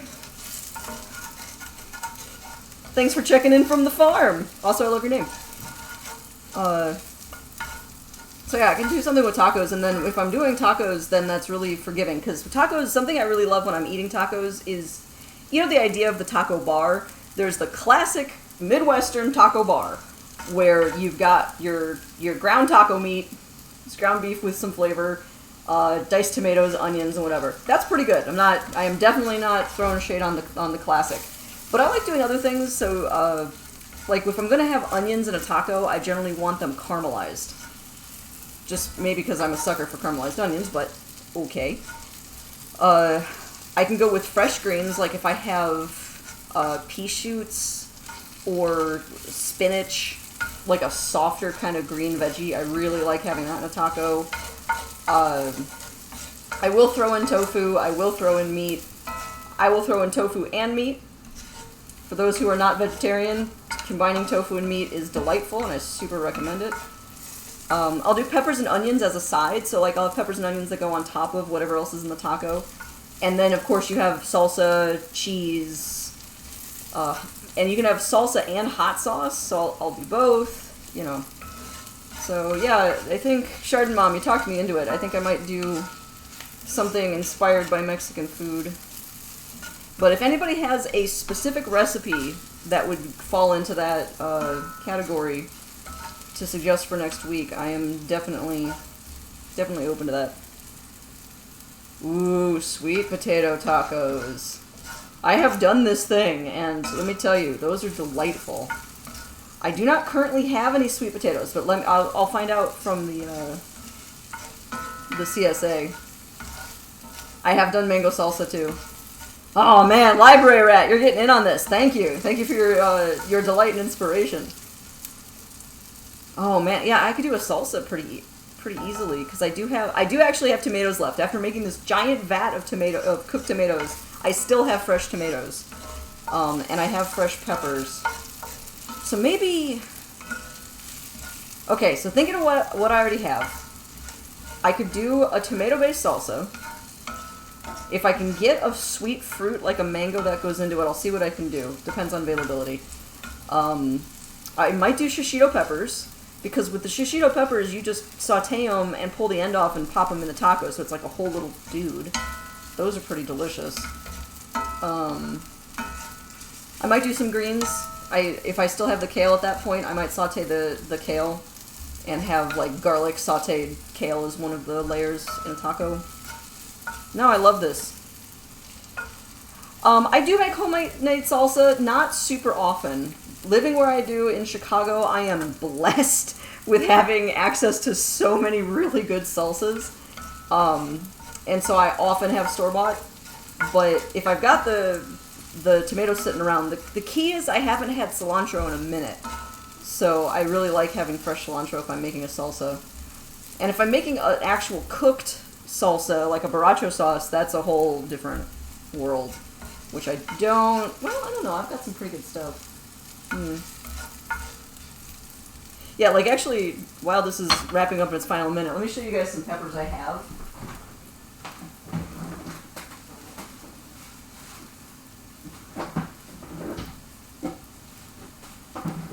Because yeah, Mexican food is probably a strong gambit here. So I have your classic poblanos.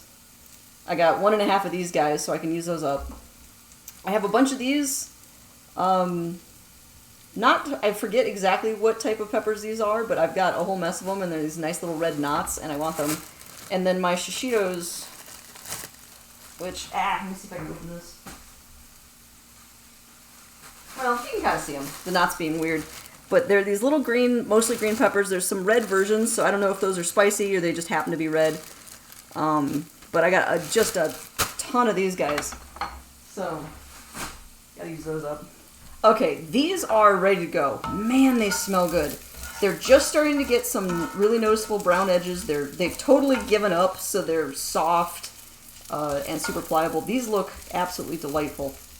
Okay, so going back to our recipe. These have been gently cooked for 20 minutes. Yay. Add garlic, cook until tender, 1 to 2 minutes. Since I thinly sliced my garlic, that should not take more than the 1 to 2 minutes as directed.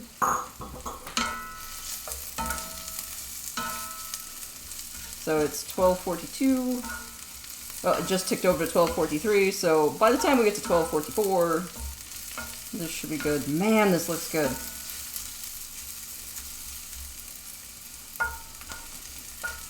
Okay. And then stir in cumin, paprika, cayenne, cook for 1 minute, then add the tomatoes. So, actually with the tomatoes, I need about 4 cups. It's 28 ounces. You know what? No, let's do this one. I'll have a bowl. You got it, a clean bowl.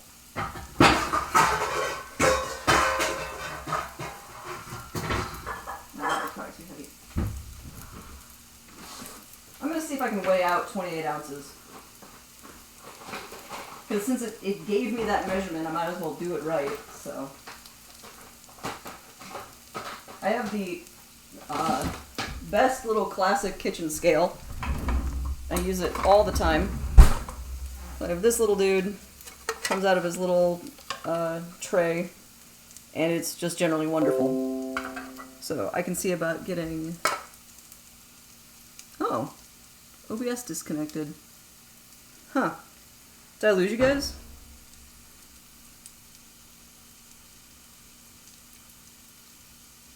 Okay, my computer just threw an error. I hope you guys can still see me. I'll turn this off. Well, I will weigh some stuff and then hopefully everything will be back.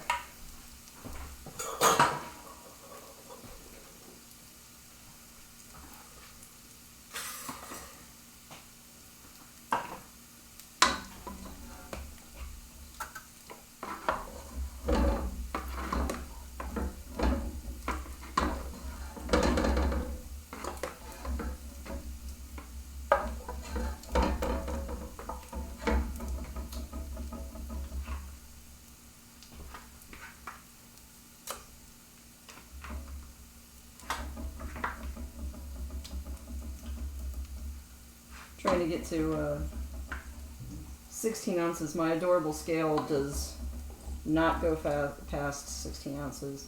Alright.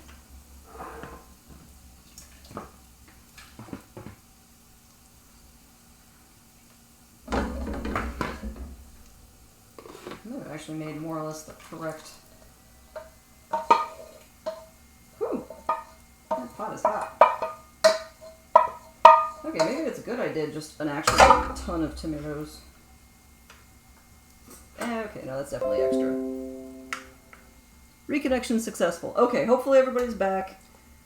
Don't know what that was about. That's the first time OBS Studio has ever thrown me that particular error.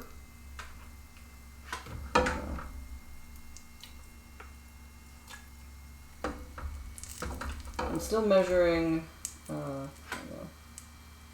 tomatoes.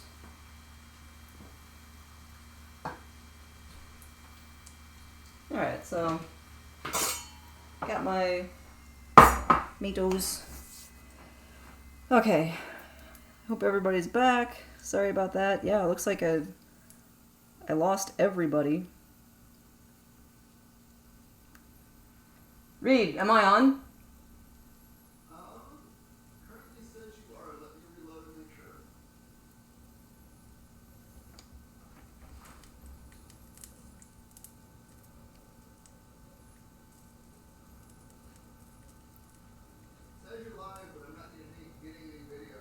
Yeah, let's...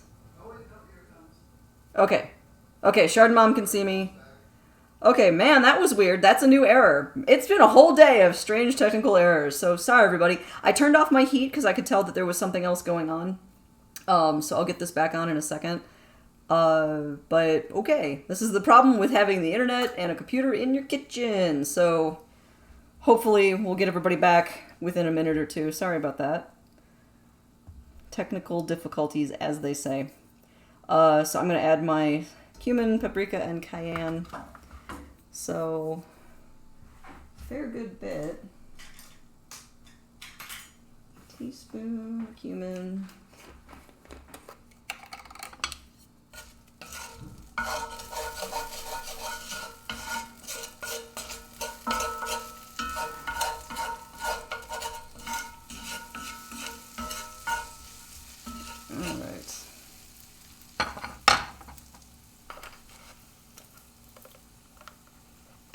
So this is cumin that I ground up myself, but that's just from a, you know, whole dried.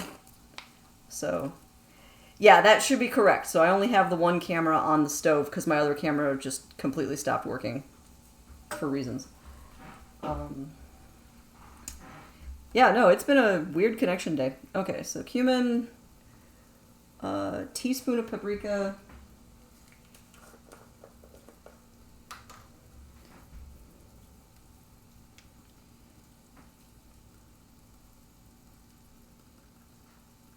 when my little sister went to Hungary for school, she brought back a ton of Hungarian paprika for me, and I've never really found anything else like it, and I miss it dearly. So if anybody happens to go back to Hungary, I'd love some. And cayenne. Eighth of a tisp. No, I'll do that. Alright, I use a lot of cayenne, so this is my vessel. I actually have a lot.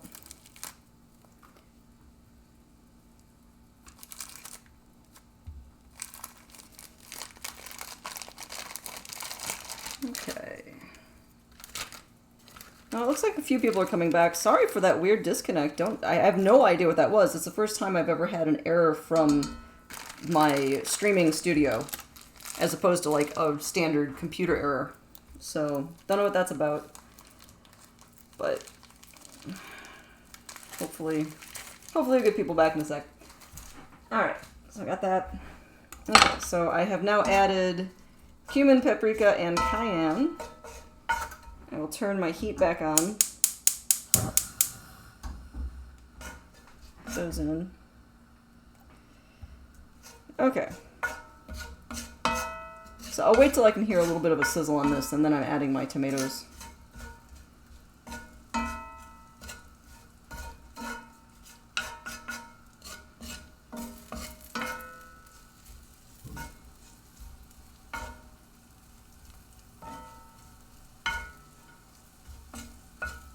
Okay, I got my sizzle back. That looks pretty good. Add my tomatoes.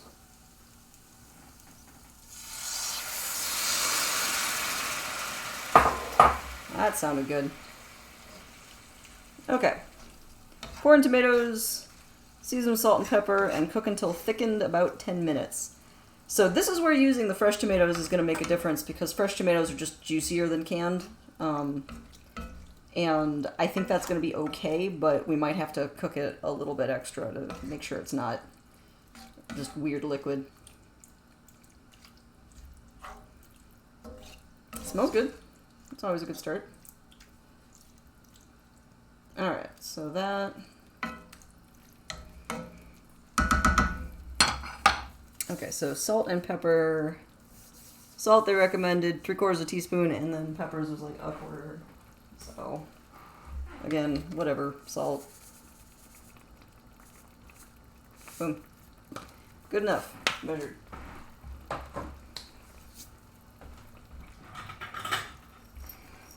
I've been on a little bit of a black pepper tear this summer, so I won't go too weird with it. But, you know, that's probably sufficient.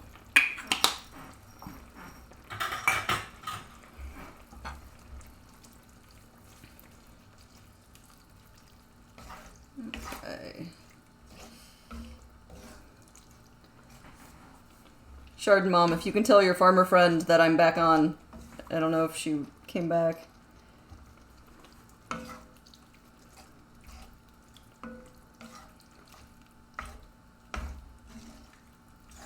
This is already bubbling really nicely, so I feel good there. And so far I like having the yellow peppers in here. I can see where it would have been just a nice warm red to have the deeper red color from the peppers in with the red of the tomato, but yellow's fun. So I'm down for this.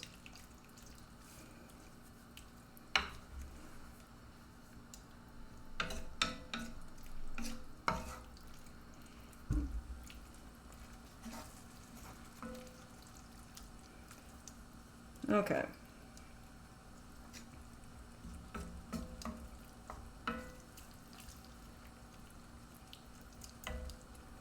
That's simmering really nicely, so I feel good there. Alright, So we just need this guy to cook down. So it's about 10 minutes. So I've got 12:53. So we'll say at 1:03, this should be good. So it looks like this this recipe's taken me a little longer than 2 hours. The other ones I was a little more... I eyeballed it pretty well, so we will be going over, but that's okay. The cool thing with this one is it's another recipe where you guys will see the end result, because it's only in the oven for 7 to 10 minutes for the eggs to set. So I will keep the stream going so that that part stays visible. Because I think that's fun. Like, I felt kind of bad with making the ratatouille the other day, because with the ratatouille, it bakes for an hour, so I'm not going to have the stream going for an hour while it's sitting in my oven. So we had the Instagram pictures, which were pretty great. But with this guy, yeah, I can chat for 7 to 10 minutes while I clean up. And then you'll be able to see the final set eggs.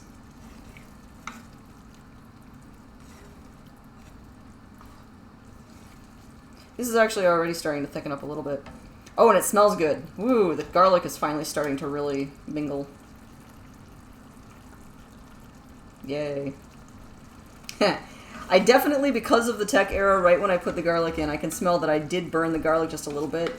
I don't mind burned garlic, but it is a distinct flavor that's different than a nice, just, you know, gently heated bit of garlic. So, too bad there, but I was distracted by tech problems. Okay.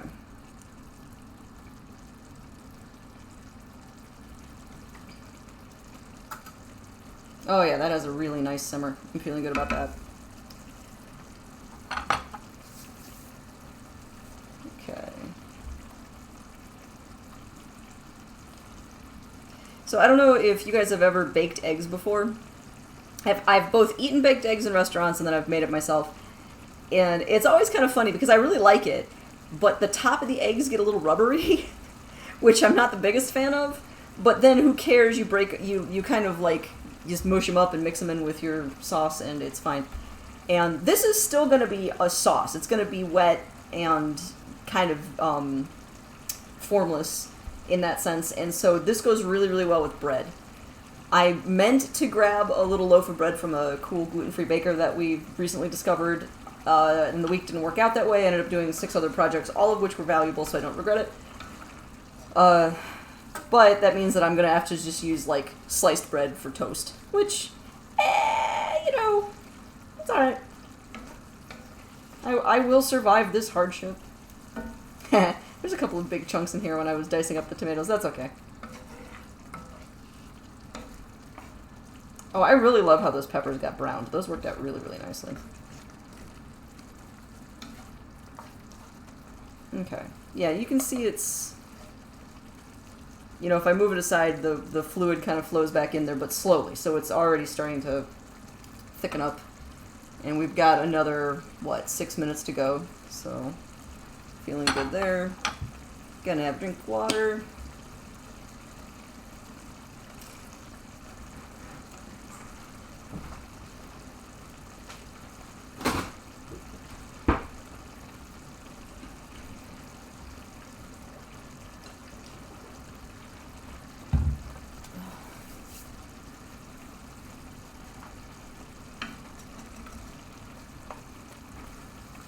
So the fun thing, well, one of the fun things I find with cooking with tomatoes, not only are they just their own broth, basically, like, I don't have to add broth to this, it's full of tomato juice, but they're also their own acid, and so the acid of the tomatoes just rips apart the other stuff that you're simmering it with, and so, like, the smells are just so fast because the acid's working on it and breaking everything down in just a gloriously delicious way.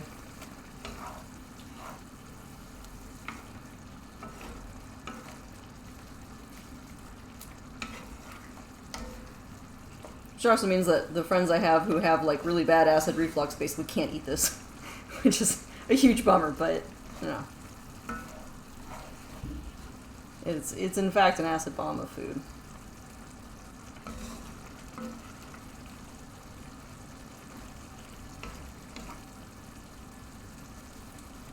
I don't usually slice garlic so you can still see the chunks, but I do find the pieces in here very attractive. So hopefully they will also be yummy. I don't particularly see any reason why they wouldn't also be yummy. So I'm looking forward to trying that. But okay.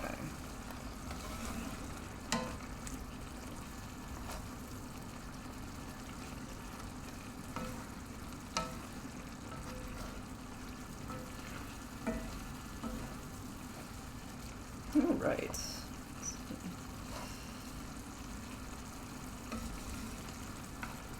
Oh, hey, Farm Flower, thank you for the follow. Yeah, anybody else who's interested in this, please do follow me. Get the notifications when I'm on cooking. For those who don't know, I also do taxidermy and general workshop tinkering. But Sundays are devoted to making my lunch. So, you know, occasionally dinner. The ratatouille was dinner. Whew. Burned myself slightly. Ooh, that's good though. Yay.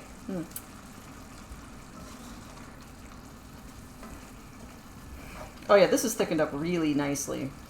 This is food. We have made food. Successfully fooded.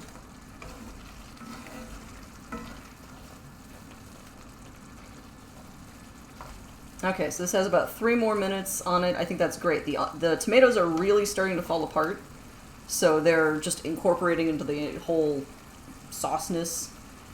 Oh good, Chardon Mom, I'm glad that this time slot's working for you. It gives you enough time to finish your morning stuff and get here. This works out nice for me because it hypothetically will make me a late lunch, a nice late Sunday brunch lunch. So I do eat breakfast before I start because doing this hungry would be madness. And then I have every intention of reading my book club book for pretty much the rest of the afternoon after eating a bunch of delicious baked eggs in tomato sauce with feta. What can I say? Sounds real good to me. Okay, so that has just a minute more. I haven't actually cut up my feta yet, so let me grab that.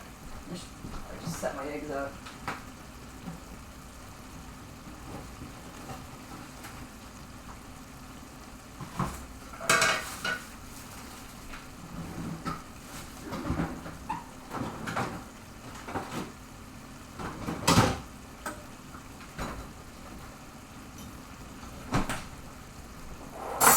Alright, so I have slightly less feta, I think, than it calls for.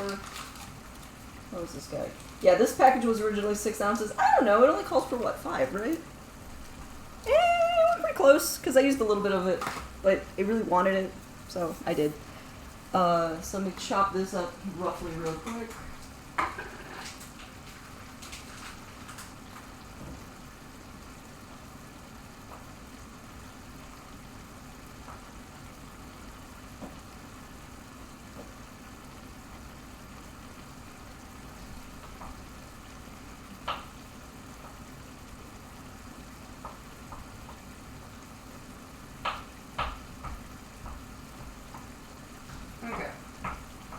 So my feta's now just ready to go when the time arrives, which is soon.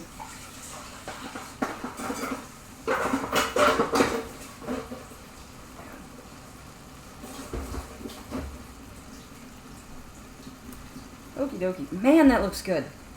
Okay, this is the second time on this stream I've done just a giant skillet of some sort of tomato-based sauce, and clearly this is a good food group. The tomato skillet food group. Yeah, this is looking like something I would definitely eat.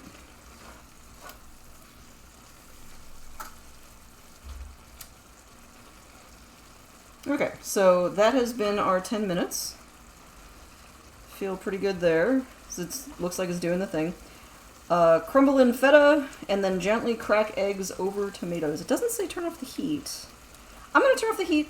It doesn't specify, and I don't need it to splatter when I'm trying to do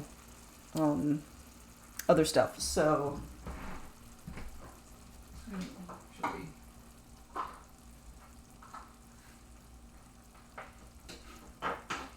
I'm just transferring my feta into a little bowl. I had it on my cutting board, but my cutting board has that edge on it, which I think, in hindsight, was a bad idea for this particular step. So, feta, feta, feta.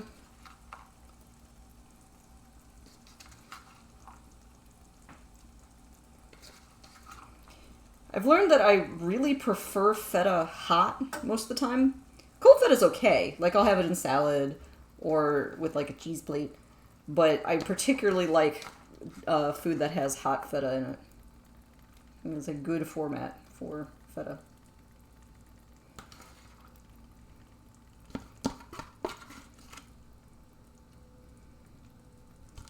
Okay, so again, that looks real good.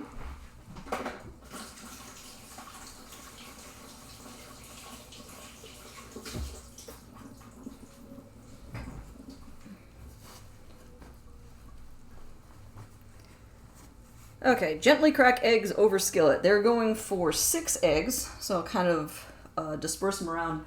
I actually was anticipating having the feta on top of the eggs, but it's very clear that you put in feta first, so cool.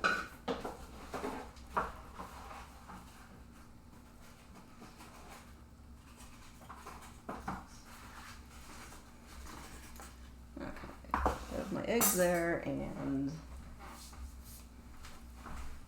need a vessel to put cracked eggs into. So I'll use that. So you want to, when you're cracking the eggs, you want to actually have them you don't want to break the yolk, ideally.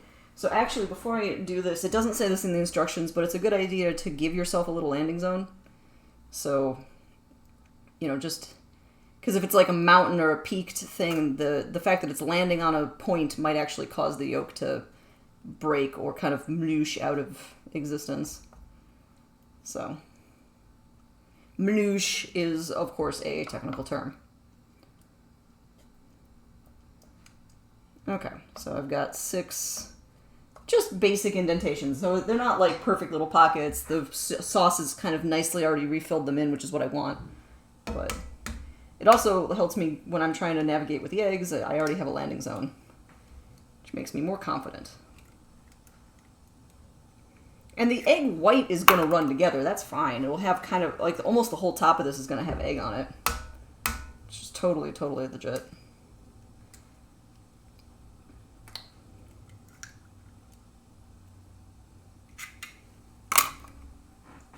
I don't know how well you guys can see as these are going in, but it looks cool. Baked eggs are totally an Instagram food. You know how some food is delicious, but it's not, particularly lovely? This one is very striking. The colors are very attractive. So I will be having a picture of this on my Instagram.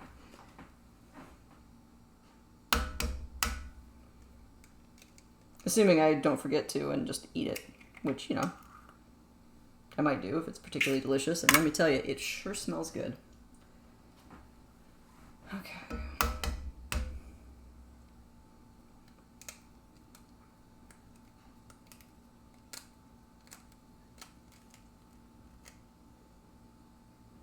Man, this one's inner membrane is really tough.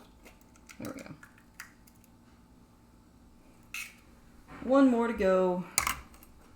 6 perfect little eggs. Oh, wow. This is just a particularly big one. Okay, fine. 1 monster egg. Have 2 yolks. Come on, egg. Be cool. Nope, it's just big. Fine. All right.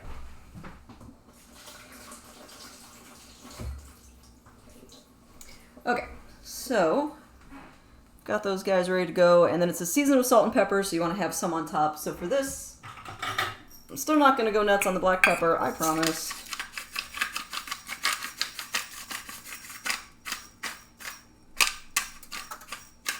Sometimes I think putting pepper on top of stuff just makes it look more finished. Like, they direct you to do it just because it looks cool. And a little bit of salt. This is the fancy salt. Alright. Okay, so our Shaksuka is assembled. I'm going to take a before and after photo, so let me get... That looks good. Alright. And then Transfer skillet to oven and bake until eggs are set. 7 to 10 minutes. Let's get that guy in here. Let's see. Should have planned on hot pads, didn't. Let's do better.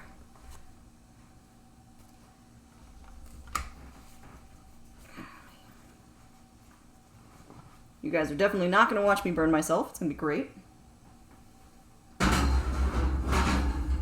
Alright. Skillet is in the oven. It is 1:08, so 7 minutes from now would be 1:15. So 1:15 or thereafter, I just have to check and make sure the eggs are actually set. Cool. So in the meantime, I'm going to pack up my remaining tomatoes. I've got a decent cup left, so it's not enough to actually make like a whole sauce. I was imagining I would have a lot more left over from this, but unsurprisingly, it did kind of cook down and condense, which I'm okay with. So I will just get that saved up.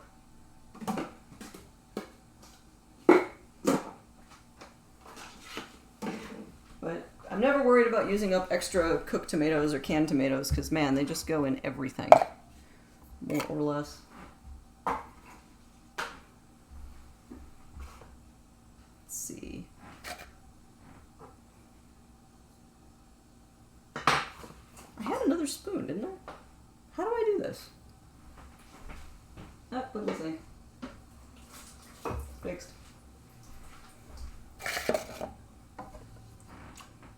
And the tomatoes do have a good bit of juice left in here, but I'm going to keep it. Because again, it's basically its own broth. Whew. That pot got hot. The back of my oven back of my stove gets hot when the oven's running. So, even though this hasn't been like on and cooking in a minute,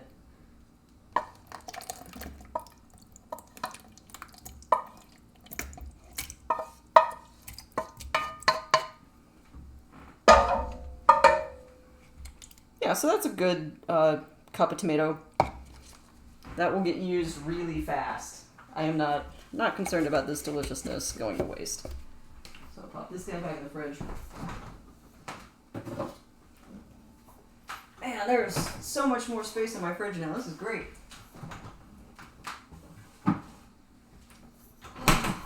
Okay. So let me, since there's nothing happening down there. Hello. Did people miss my face?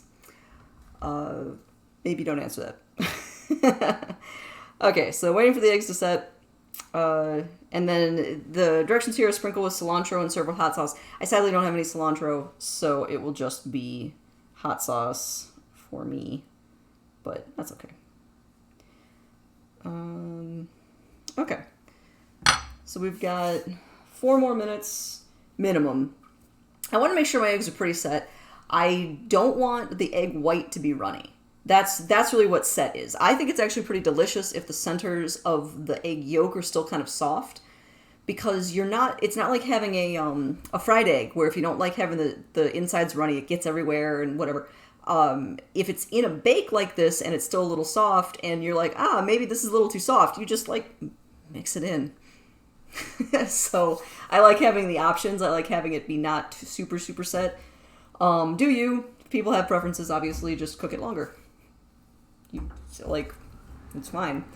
Another part of this that just makes it just a really, it's a friendly recipe. Just make it until it's delicious. So, okay. So I think for next week, the decision is now definitely some sort of Mexican food, probably a taco, and I bet I will be making the actual tortillas to go. We'll be making the tortillas and making different things to put into it.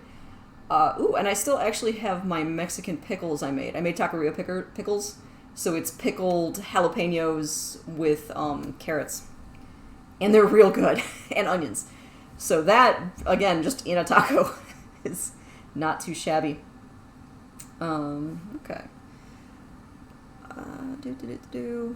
And then for this Thursday, anybody who watches my Thursday thread, I haven't really decided on what I'm going to tinker with, which is pretty much the case. I need to go buy stuff. I need a couple more adhesives and to mix with that. So I'm definitely going to be finishing the tiny model of a TIE Fighter spaceship for anybody who's interested in watching me do that. It's real cute. I'm actually really happy with how that little guy's coming together. And then I might, depending on if some of my other supplies come in, one of my friends was kind enough to also give me a couple more 3D printed alligator skulls. So I'm probably going to clean one of those. Actually, I can show it to you. Hold on, let me grab one of those.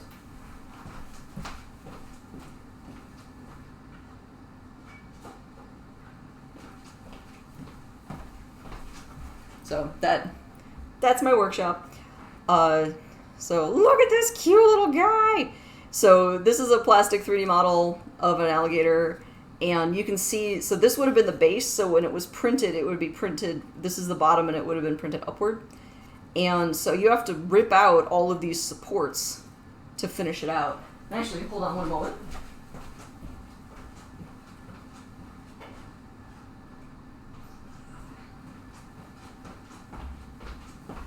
I have a comparison. So this is one that has not been started. So this is basically fresh off the 3D printer. This is one I finished cleaning. So, you know, right there you can see a real difference. So you can see how you can see with this guy you can see into the eye orbits, up through his sinuses, and it's actually a pretty good representation 3D scan of a immature American alligator, whereas this guy is just full of garbage to rip all that stuff out. So I'm thinking I might work on this guy as well as a little TIE fighter on Thursday. So, you know, something to look forward to. Alright, we got about 1 more minute, so I'm going to put these down and then we'll check my eggs.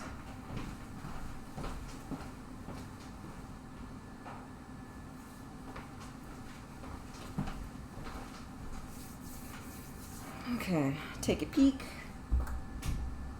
Nah, no, those are still pretty runny.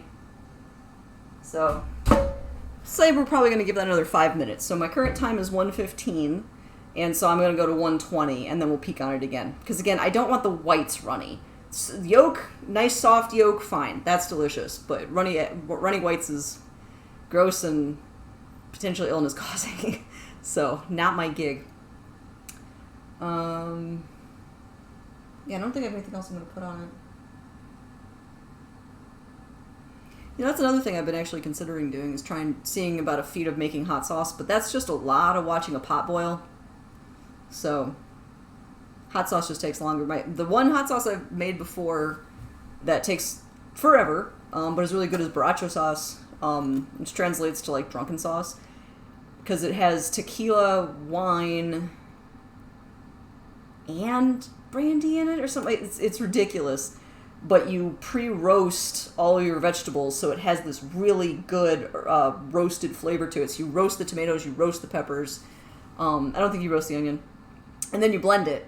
And so instead of having a nice chunky salsa, salsa means sauce, but you're actually like blending it so it's a smooth, spoonable sauce that's really good for cooking stuff in. So I've made that guy, but that one I usually do is like a winter project because I'm running my oven all day. So I might look if there's anything else I want to set up. 4 more minutes. I'm going to have a quick drink of water.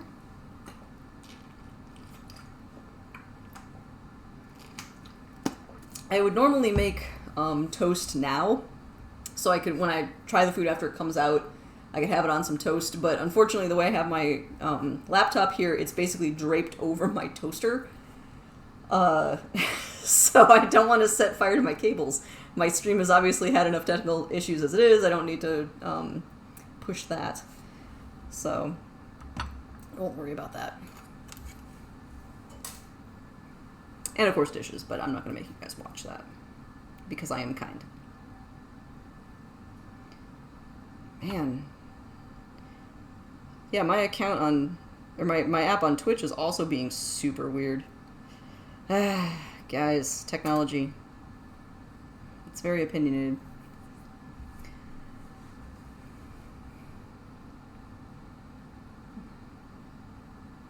Not too bad. The other thing that I think it would be fun, and again, I don't know how to do this on a stream and have it be interesting, would be baking.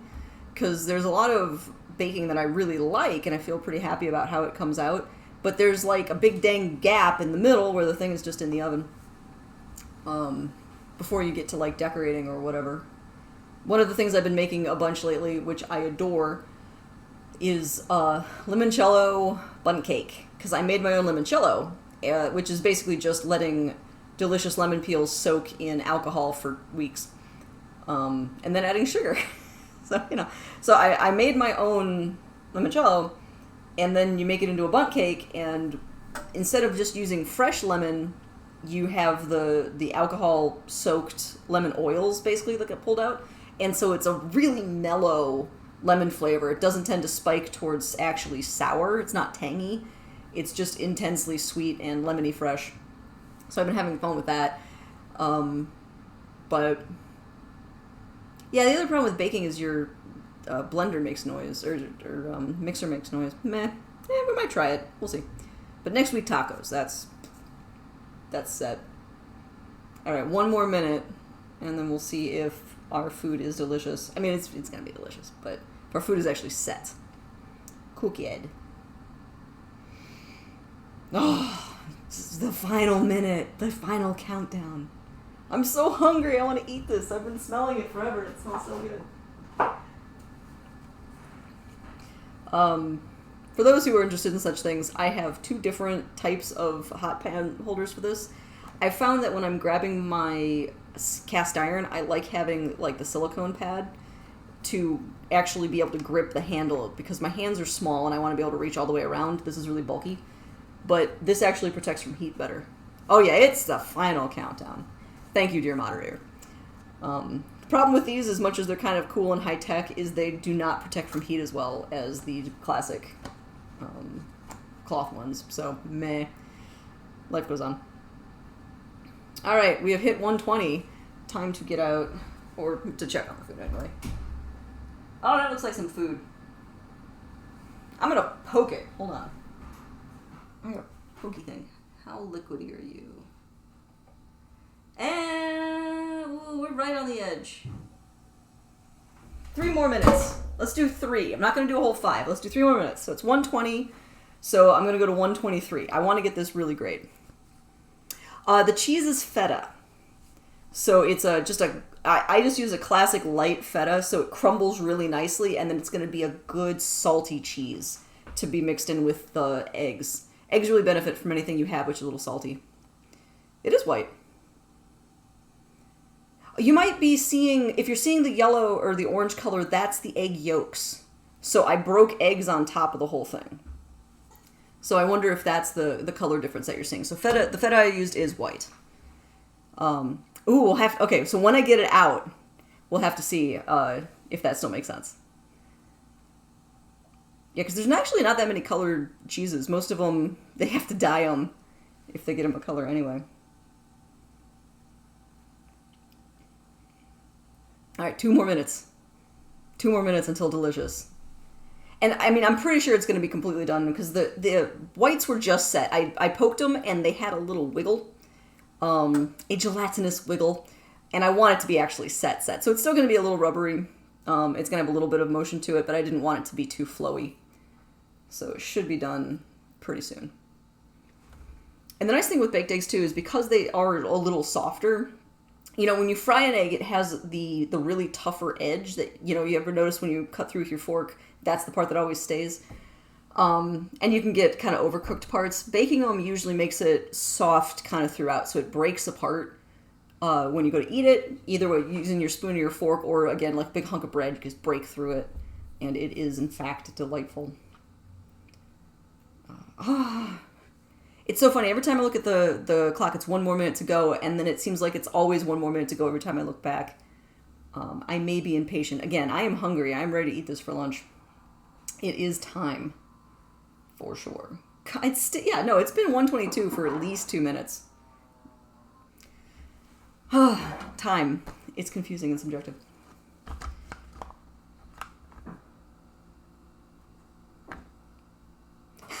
Faye Dyer, it says, nothing gross today because one of my other feeds is doing taxidermy. And so I don't want people to be surprised if they get to know me for my cooking, which is not gross, it's delicious, or other projects I might do. I want to give people a heads up. So if I am doing taxidermy, I don't want someone to walk in with mismatched expectations. So good question. But if you check out my stream, you will see my video from yesterday. I was skinning an adorable quail. Okay, everybody's sanctioned. I'm gonna take the eggs out. It's time. It looks real good. So yeah, this is coming out.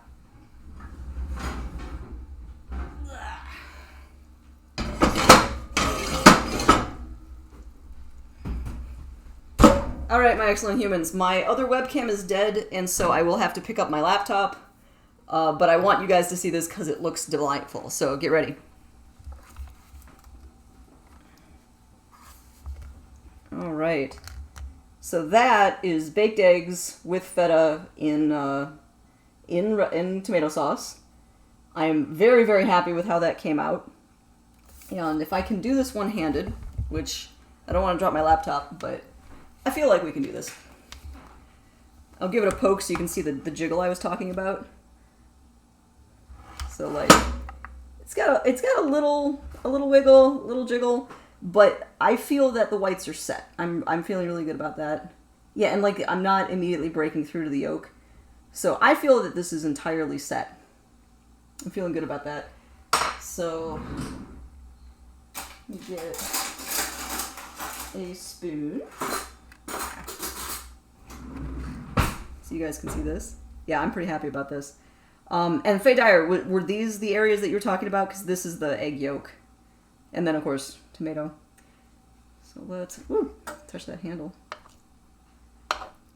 All right. So if I break this guy open, hopefully you guys can see that pretty well. I've definitely got that sort of half set. It's kind of like a soft boiled egg at this point. So the egg yolk isn't runny, but it's still nice and soft. The egg white definitely still has a little softness to it. But again, you just like mix it in with your food. It shouldn't be a problem at all. And have this with toast, which I will be making in a moment. Off camera. You guys don't need to watch my toaster oven. That's not interesting. I do have to be careful on this because I don't want to burn myself. Oh, yeah, that was something else. No, for the I was just running around grabbing other things. Sorry for the confusion. Okay. Yeah, that's amazing. I super recommend this. I'll repost both recipes I used in the chat before I sign off so you guys can have them available. I am so happy with this. The tomatoes are pretty mellow. After the fact that they were made with fresh was really good. And then that just kind of keeps the whole thing mellow. Canned tomatoes tend to have a really bitey, acidy flavor. Fresh ones can be all over the place, and since these were heirloom tomatoes, they definitely have a much more mellow... I mean, they taste really strongly tomatoey, but not acidy. I don't know. And then I did not use onion. I used the asafoetida, and I'm happy with that. I don't feel like this is really mixing anything. So the onion would have been delicious, but I'm really happy with how that turned out.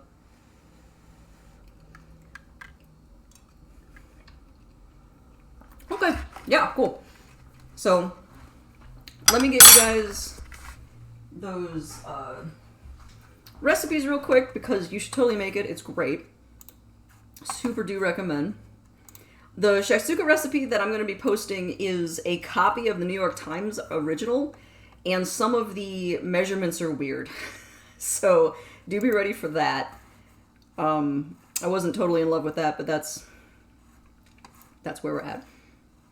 Okay, send message. So that is the main Shaksuka recipe. This one is the turning fresh tomatoes into more like a canned diced tomato. And then I actually did copy and paste the measurements because, again, there was some artifacting and kind of weird stuff from the Epicurious recipe. So let's see if this hits on here. Nope, character limit reached. Okay, the one that I know you guys can't read is an... actually, here, I can do the partials. I think these are the ones that didn't come through very well. I'm sorry, what was the cheese data that you were looking for? Dear moderator? Let me go back a little bit, see if I can find that.